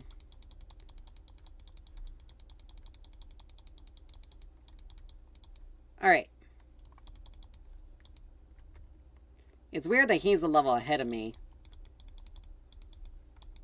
But yet his thing is opened up. He got 2 kills somehow. But yeah, that was a really good...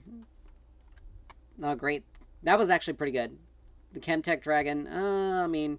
Tenacity is actually pretty good. Gonna be helpful. Alright. We almost have Frozen Heart. Thornmail's gonna do a lot of damage to this guy and to this guy. He went AP. He went Dasher's Tooth. Okay, so he's gonna try to go AP. So he's gonna try to delete people really fast. Problem is, I can just go Jack Shows, and that deals a lot with that. And even then, I can go through Frozen Heart. There's another option that I can go. I can go Hollow Radiance as an item.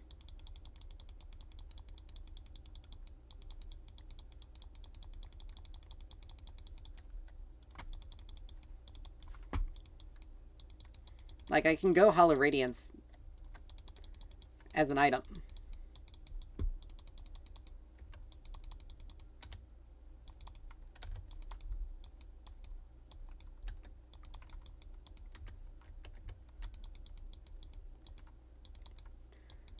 But yeah, I can go Hollow Radiance and that'll pretty much counter him. But yeah, maxing these two gives me a large... There's no... That's warded. But anyway.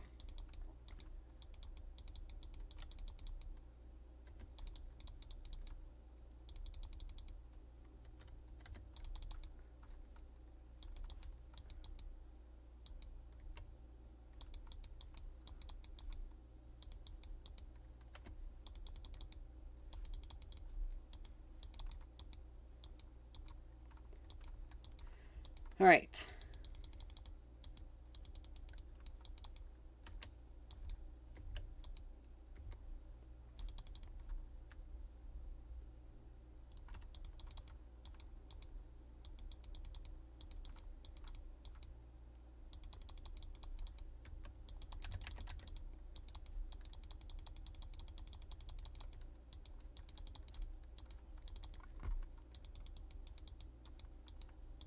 He's already on.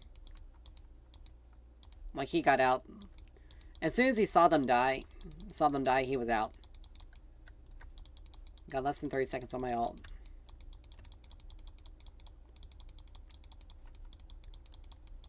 And I won't be able to engage on this guy as easily as I want to. But I got Frozen Heart.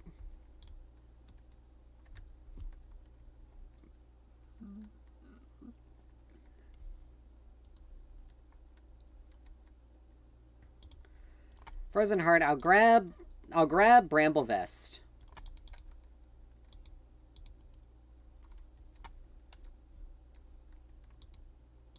I wonder what Akali is doing. Is she AFK? Because that's not good if she is.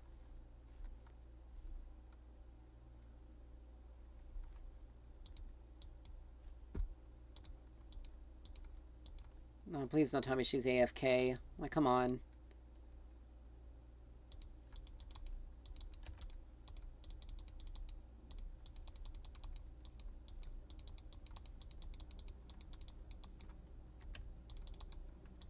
We need to be very careful here.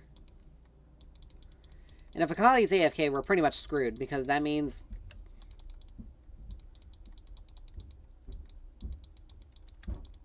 He's got Solstice Slay.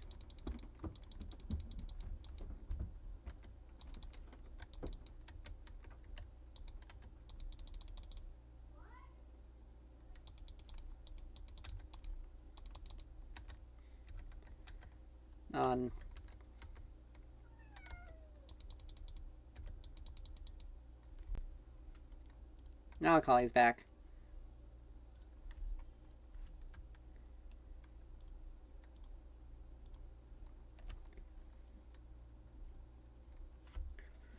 But yeah, Akali being AFK there for a minute actually put us in a bad position, because he basically got to farm for free.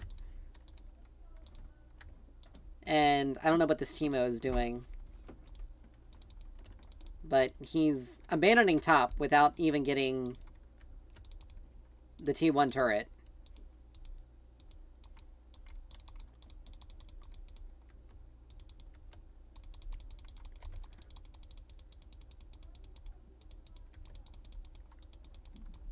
Like, we have no teammates. More or less.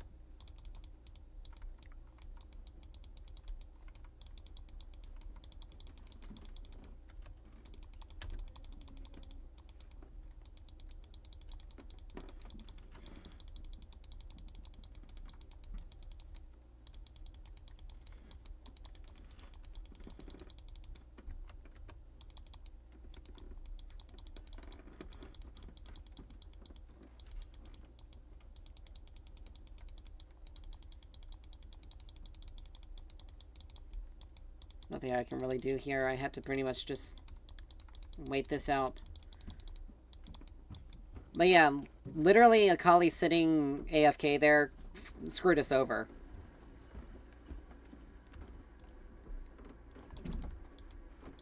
Like, I don't know where anyone is.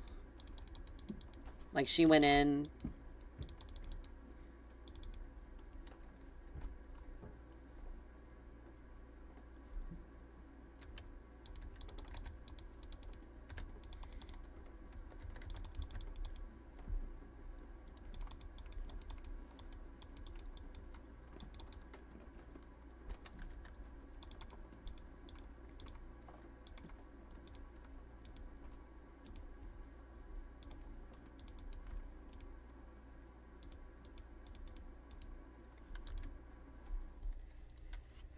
Alright, I got Bramblevest.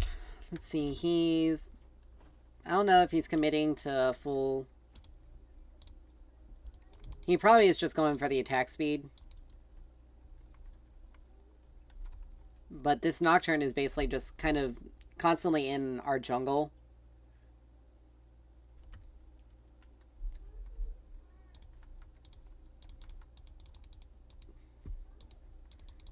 And there's really...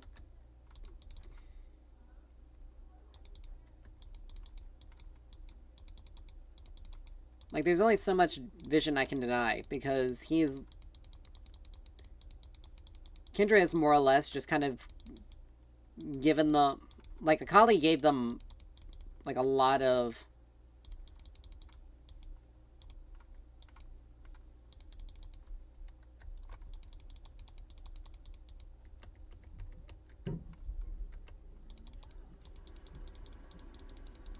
Give me a second.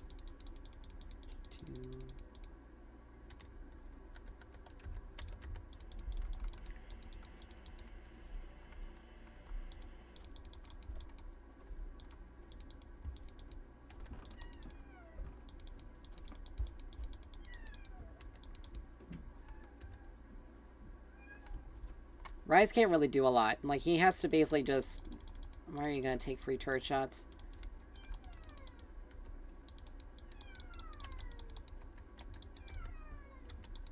Like that. Like, why in the world would you have done that?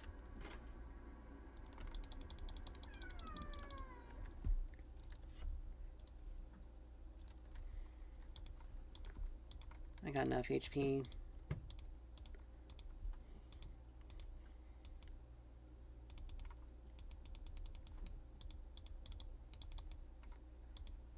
Varus is more...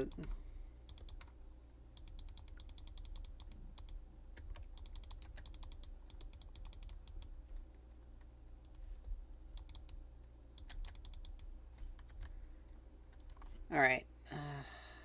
Let's see. He's getting... Yeah, he's getting some healing. I need Thornmail.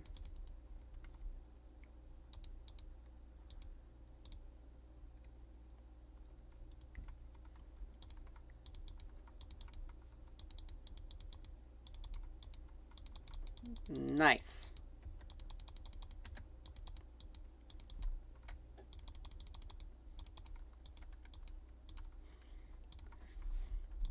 Alright, I need to get the... I need to get...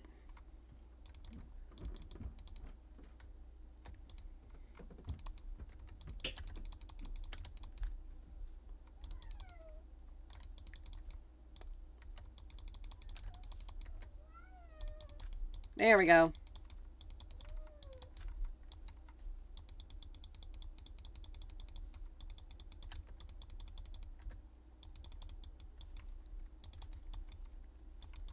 Alright, let's get this thing.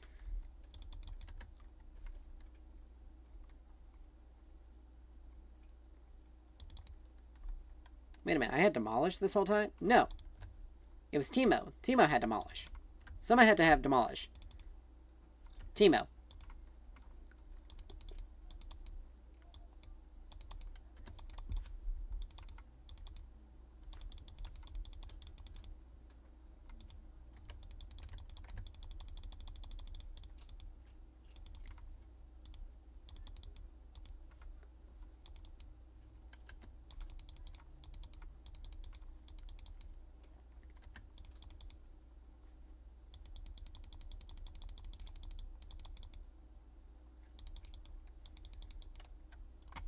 We're gonna have to wait for my ult to come up if you want to do this.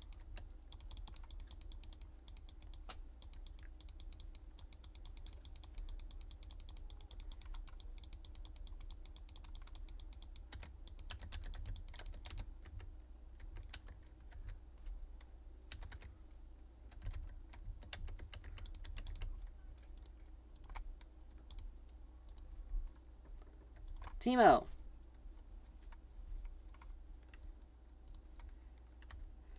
Alright, he's got Blade of the Ruined King.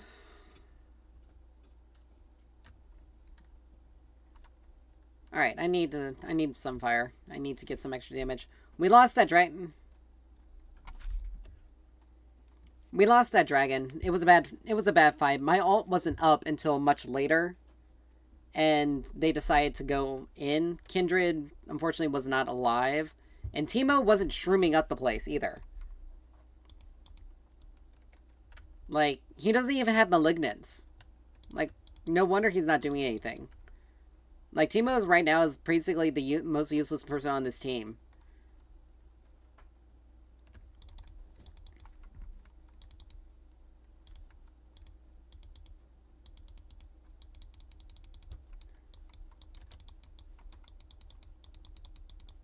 But right now, we gotta worry about Baron.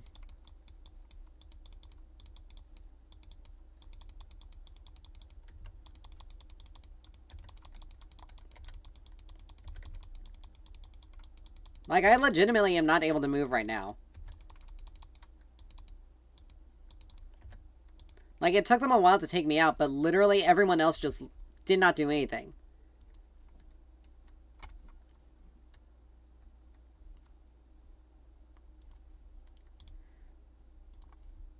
Nice.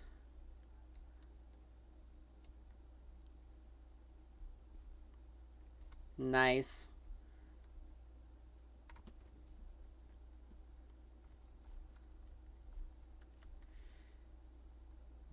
But Nocturnal is down, Alawi ult's down. Like, they have a hard time killing me, more or less. But Teemo was not in that fight, and he needed to be.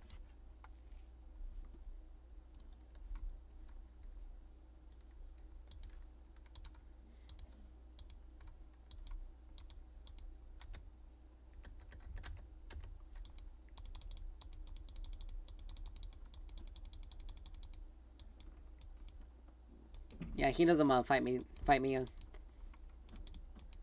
He's got to do everything he can to avoid fighting me.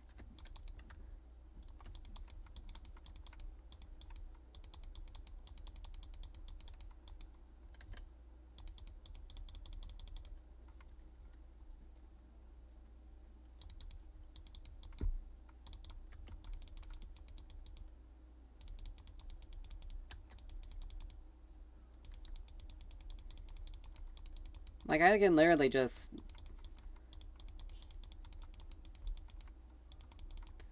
Like, I can frontline for my team, but they have to be here with me to help do stuff.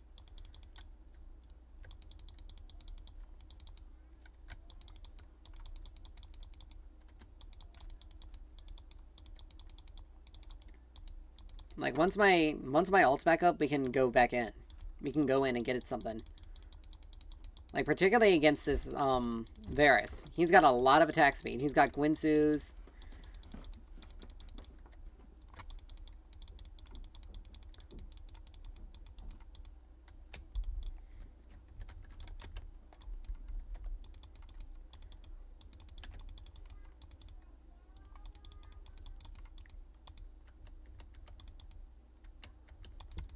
He turned real fast with that.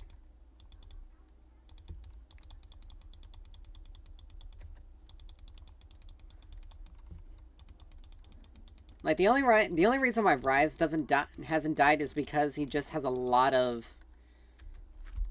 He's got low cooldowns, he's got Rod and Seraphs. And he's building a Frozen Heart, too, which is funny. Alright, I got Bombies. So... I can now deal damage by just standing near them. Okay, a Kali Flash. I mean, a Flash for Flash is kind of okay, but still. But we need to be careful. We got 45 seconds till dragon. Till dragon. She's TPing bot. But we need to set up for dragon. We don't want them to get soul. That's the thing. We don't want them to get soul. If they get soul, it's going to be much more difficult for us to take them out.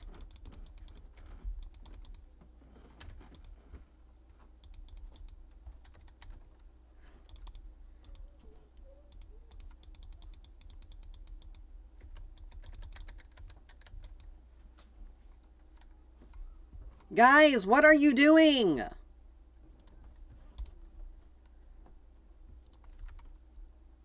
That ult's down, but...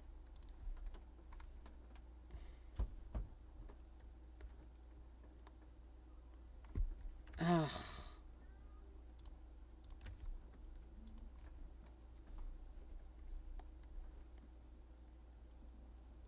Oh, thank God Teemo stole that. But still, like, extra haste, extra attack speed, we don't need them to have that extra lightning effect. Alright, once I get bombies, I'm gonna do Jak'Shos. That'll make me significantly harder to kill. Yeah, Varus doesn't want to... He's got to be...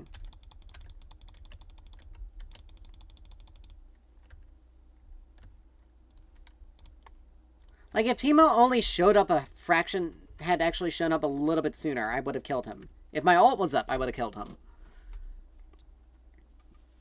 Because we only deal 19 damage per second to nearby enemies. 0.5 of our bonus HP. And we're only reflecting 73... We're only dealing 73 damage to them. Now he takes this Blade of the Ruined King, Guinsoo's, and Nashor's Tooth, as well as, like, he's getting a lot of attack speed. He has a lot of attack speed, and he's trying to basically go a bit more AP hybrid. But Jak'Shos is gonna make things a little bit easier. Or I can forego Jak'Shos and go Kaenic. Because it'll give me health regen, but it'll also give me, like Frozen Heart slowing by 20%. My E slows by 45% for 3 seconds. Yeah, he's just running.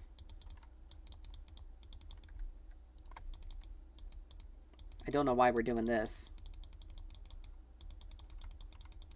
Because...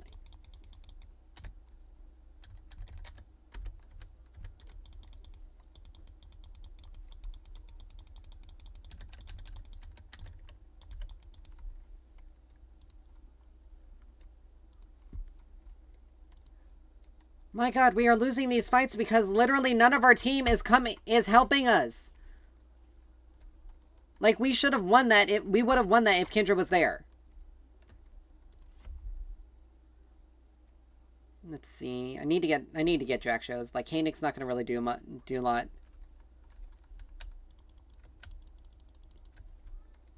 Like, why are... Oh my gosh.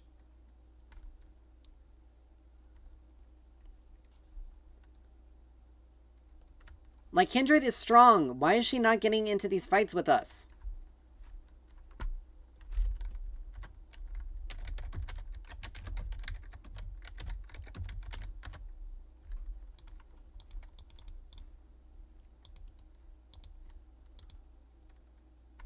We lost that because, again, Teemo.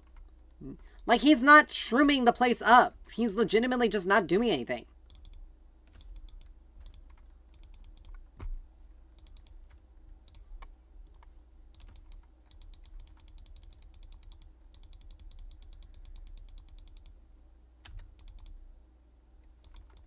I wouldn't have to be playing a tank if we had frontline. But Teemo is not frontline.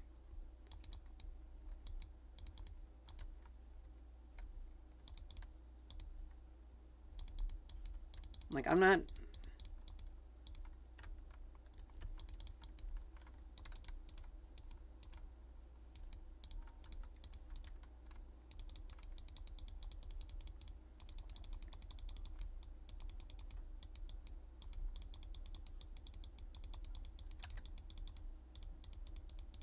I need to save my ult till,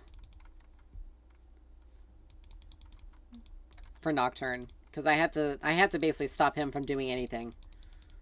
More or less. But...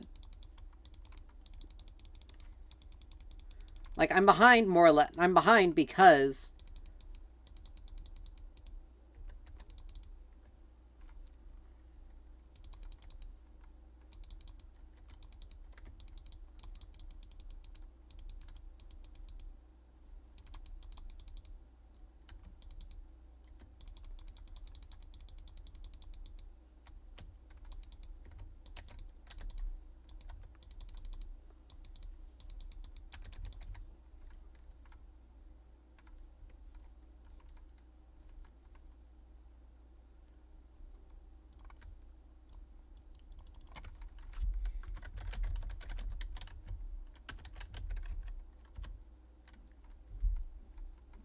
like, just get the dragon. I'm going Jack shows. I have to continue increasing my armor. I'm almost half tempted to sell Celestial Opposition so I can get another item.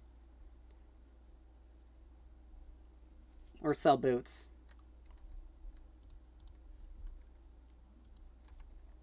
Like, Alawi's just gonna split push us because they can. She simply can. Nothing is stopping her.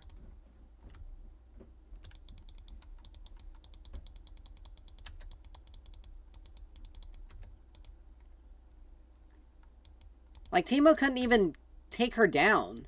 He couldn't even finish the job.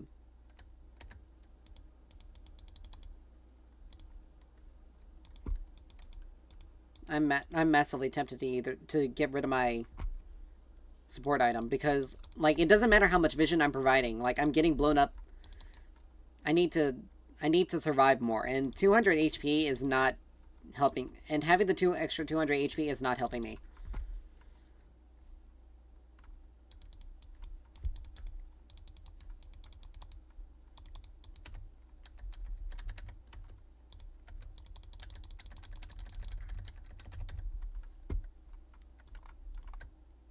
Guys!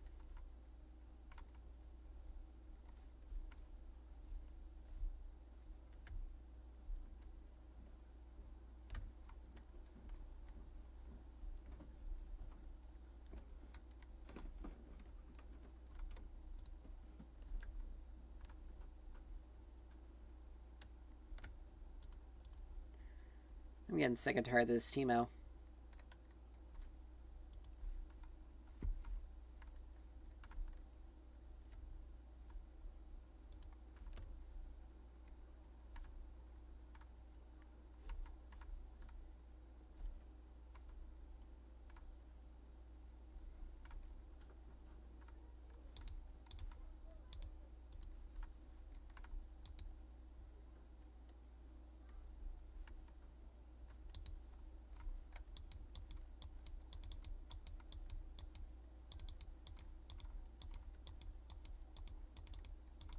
And look, Alawi's gonna get another turret because she's allowed to sit in the solo lanes because we're not getting anything else on the rest of the fucking map.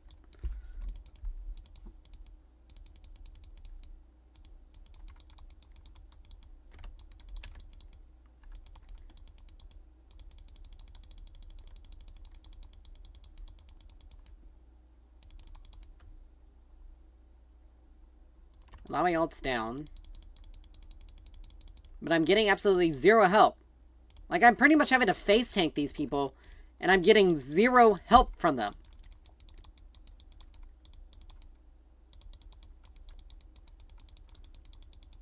Like, I need to go in, but I'm gonna get zero backup.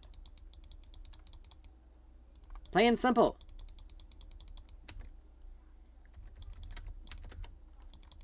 Like, right there, I got zero follow-up.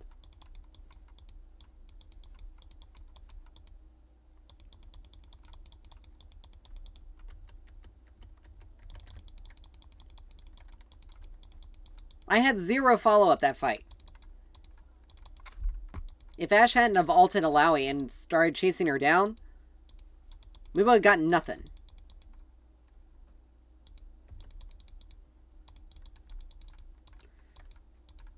Like, I'm not surviving long enough. I have to get rid of Celestial Opposition. I have to get rid of it. Because I don't have the ability to survive. Need 2,300.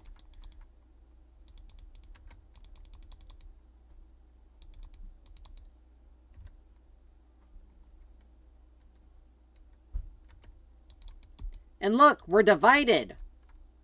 Why? Why are we divided? Because we're having to do this.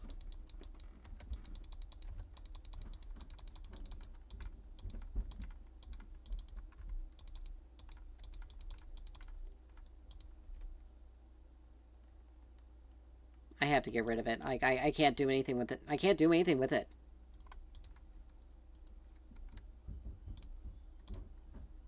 Like, I can't...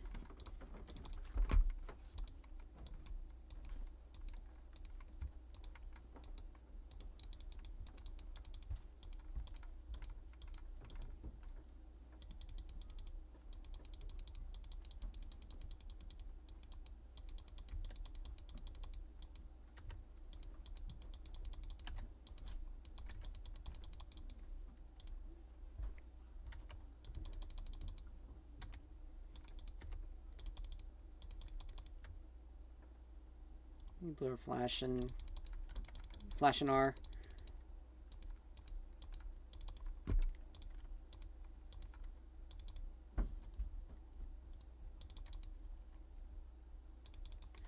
Well, we lost Soul because again, this fucking Teemo. Doesn't matter if I go in or not. Like, look at that. He just got one tapped.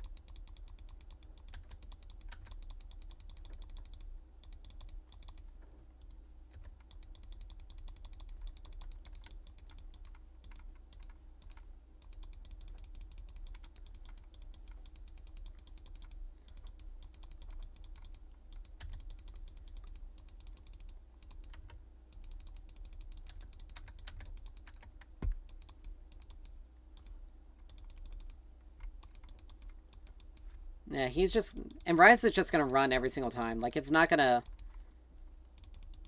He's always gonna run.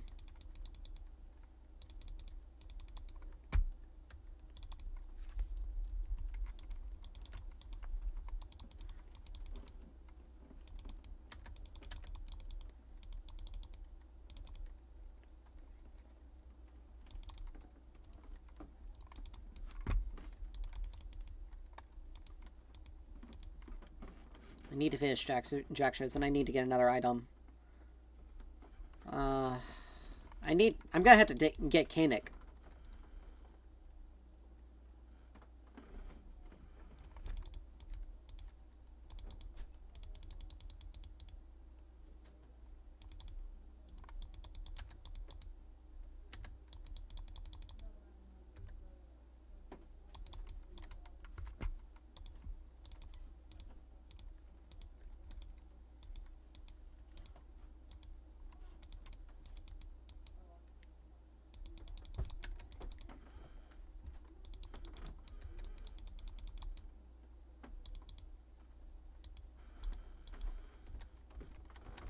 I legitimately cannot move. Why in the world was my ult not going off? I was hitting him multiple times.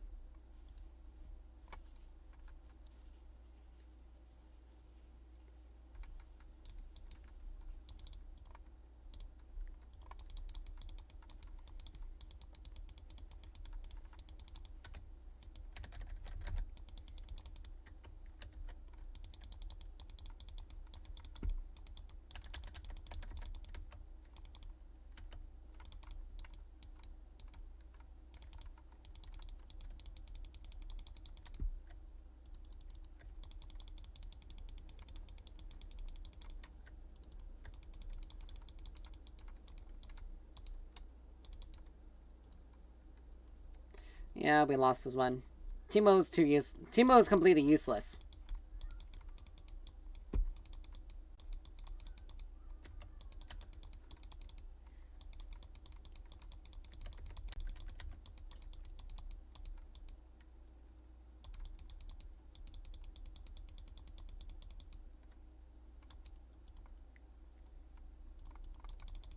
Yeah, because I've...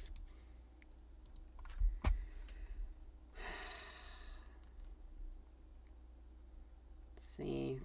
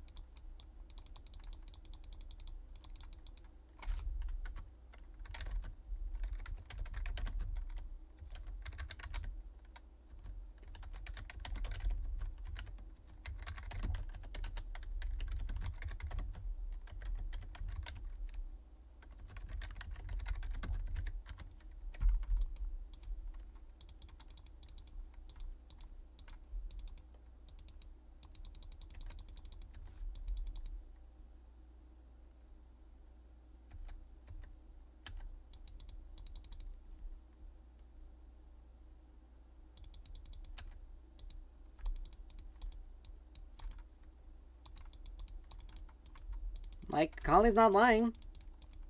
Neither of us are lying. Like, we're calling Teemo out on his...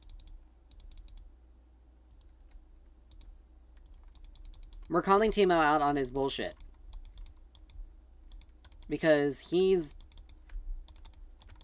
Because it's true. He's legitimately now... Like, he has no one to blame for us being in this position and us having to play this more hyper-aggressive and actually try to make things happen and us getting into this situation. Strictly because, like they went and got Baron, but it literally means nothing right now.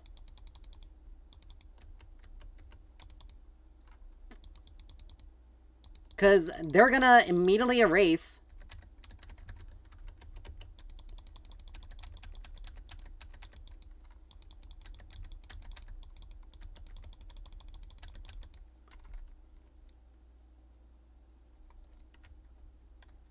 And this Teemo legitimately did nothing for the first 20 minutes of the game. Yet everything was... Yet we had such a lead. I had to give it to Ashe, but she did a really good job, but...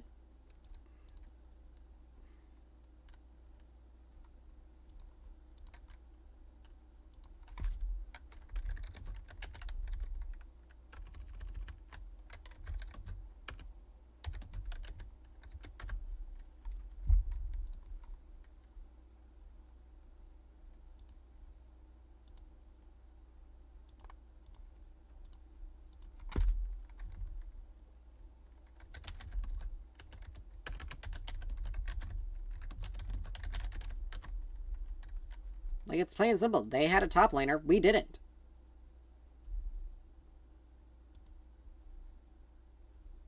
And even then, it's like, he did so much damage, but yet it was...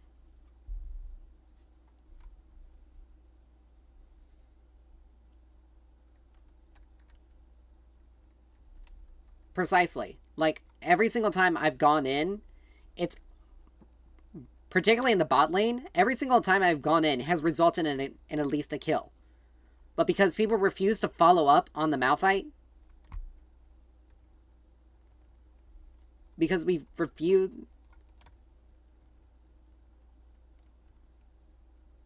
Like, we refuse to follow... They refuse to follow up on the... On my engages. Period. The Teemo did absolutely nothing until 20 minutes into the game. And...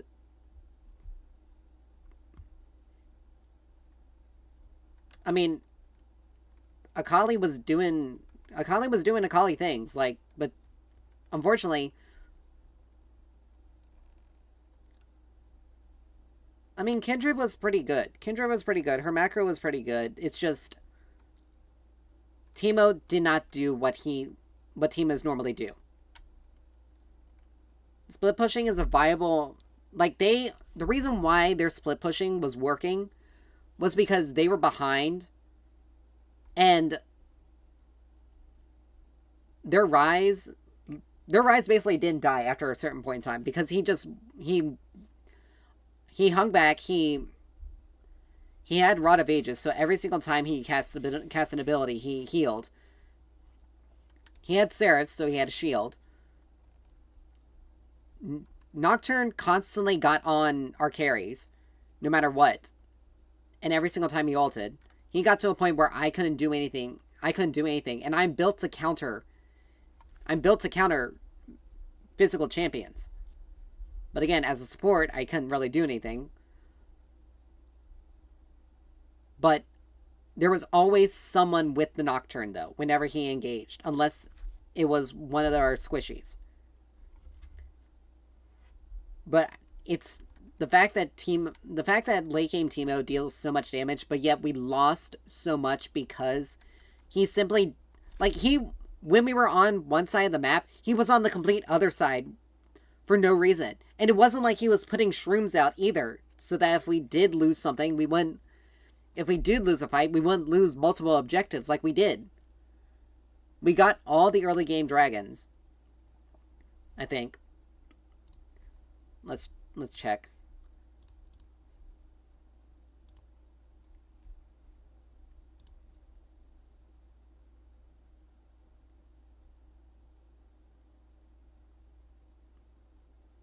Let's see.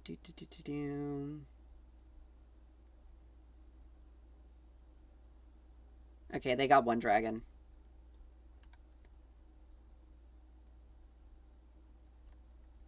Yeah, they got the mountain dragon. I know we got the second one.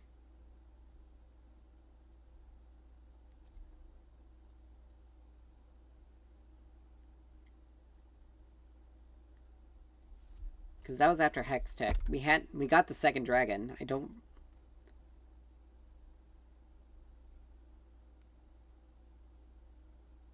Because we beat them in a fight in order to get it.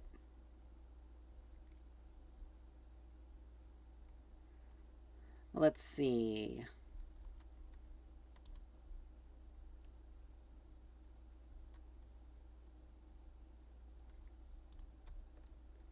Trying to figure out where Teemo's first kill was, because it was...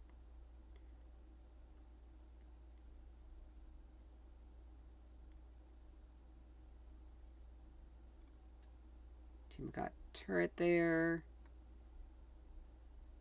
Here. 27 minutes into the game was Teemo's first kill.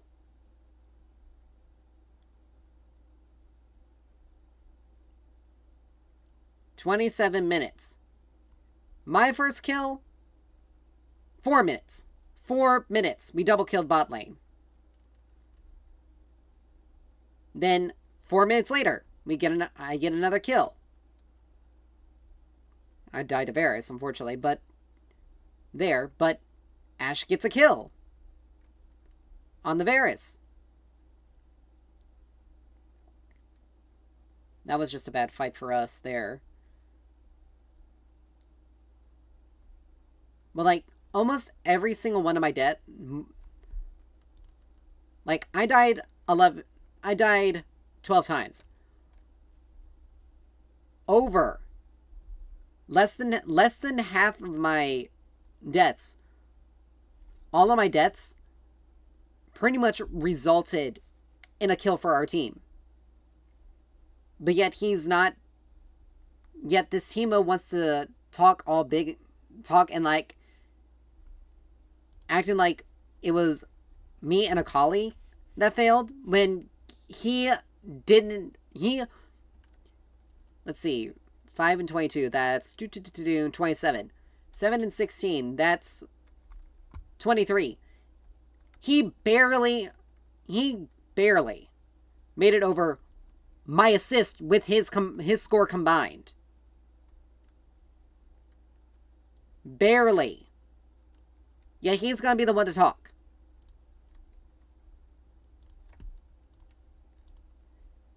It wouldn't have turned out that way if I was... It wouldn't have turned out that way if I wasn't forced to go frontline. If Teemo had actually played... If Teemo had actually done something. Like, we lost because Teemo. Like, we lost because he did not... Oh. That was a long game. How long was it? 48 minutes. Jesus, almost an hour. But yeah, we lost that game strictly because of the fucking Teemo.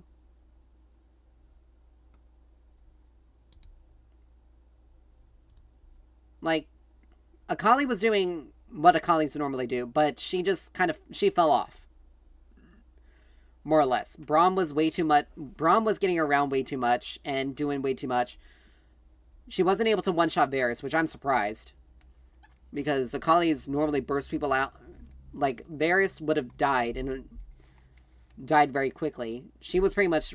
Her responsibility would have been to take him out anyway. Ryze just didn't die strictly because he had the Seraphs and the Rod, so he could just keep healing, and he had the emergency shield.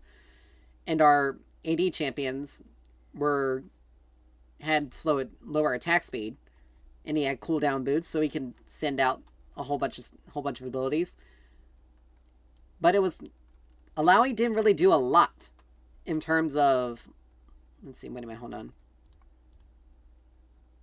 Yeah, she didn't do a lot of damage, but she provided enough of a threat in the side lanes that unless we got stuff, we basically were gonna lose. Like, she was allowed to stay in the solo lanes. Like, we got 3 dragons, they got 5 dragons. They got 2 barons, we got 1 baron. We basically got only 1 inhib, they got 4. We managed to get 3 grubs, but again, this Teemo was the reason why we lost. It sucks to end on a loss, particularly since it puts us back down to 50 LP. And this is what happens. This is what I'm talking about. Like, every single time I've gotten any sort of forward momentum. Like, look. 2 wins, 1 loss. That wasn't my fault, even. A remake. A win. So we got... And then a loss. You would think with 3 wins and 2 losses, I wouldn't be at 50 LP. I would actually be a little bit higher. But no. This is why, honestly, this is why the way they have their ranked system pisses me off. Because I lost more LP in 2 games than I gained in 3 games. And it's not even like those games, it's not even like I just ran it down and just did absolutely horrible, so it was justified. No. You look at this game. The only other person to really match me was our Morgana. I did the most damage in the entire game here. And here, the only reason why the Teemo outdamaged anyone was because of his build. He hit late game Teemo, and he started doing his shroom. But he only did them in lane. And when he was fighting, he didn't do them anywhere in the jungle, which would have denied them so much. Like, it's just, how do you play a Teemo and not know that you had to play a macro game as him? Like, how? But yeah, but even then, it's like, look, 22 assists, 5 kills, with 12 deaths. 12 deaths. And again, the only reason why the Teemo has so many minimal deaths is because he legitimately did not do anything. He just did not help at all.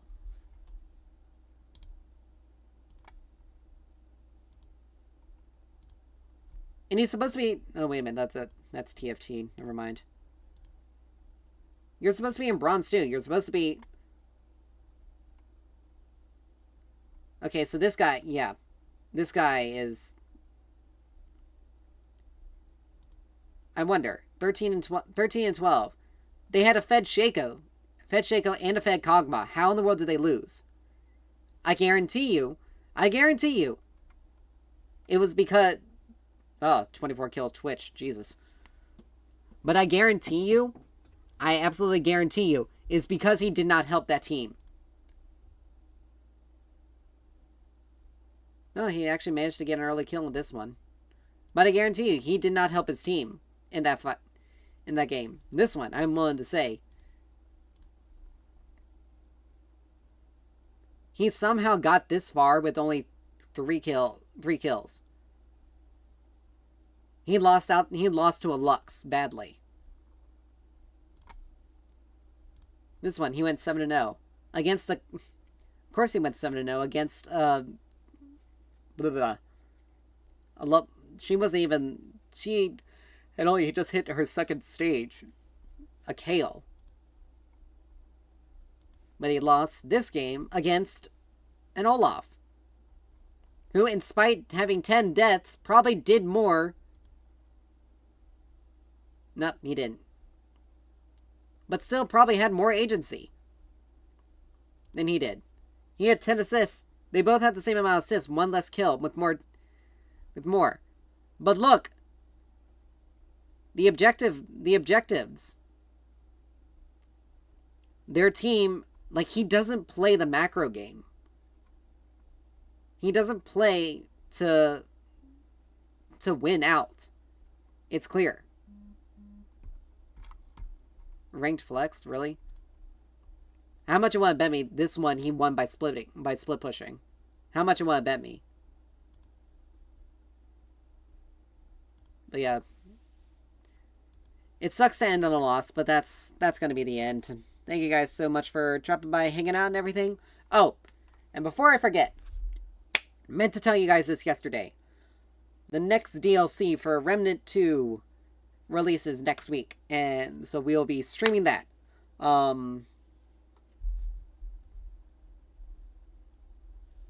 But anyway, but that's really the only news right now. But again, thank you guys so much for dropping by, hanging out, and everything, and I will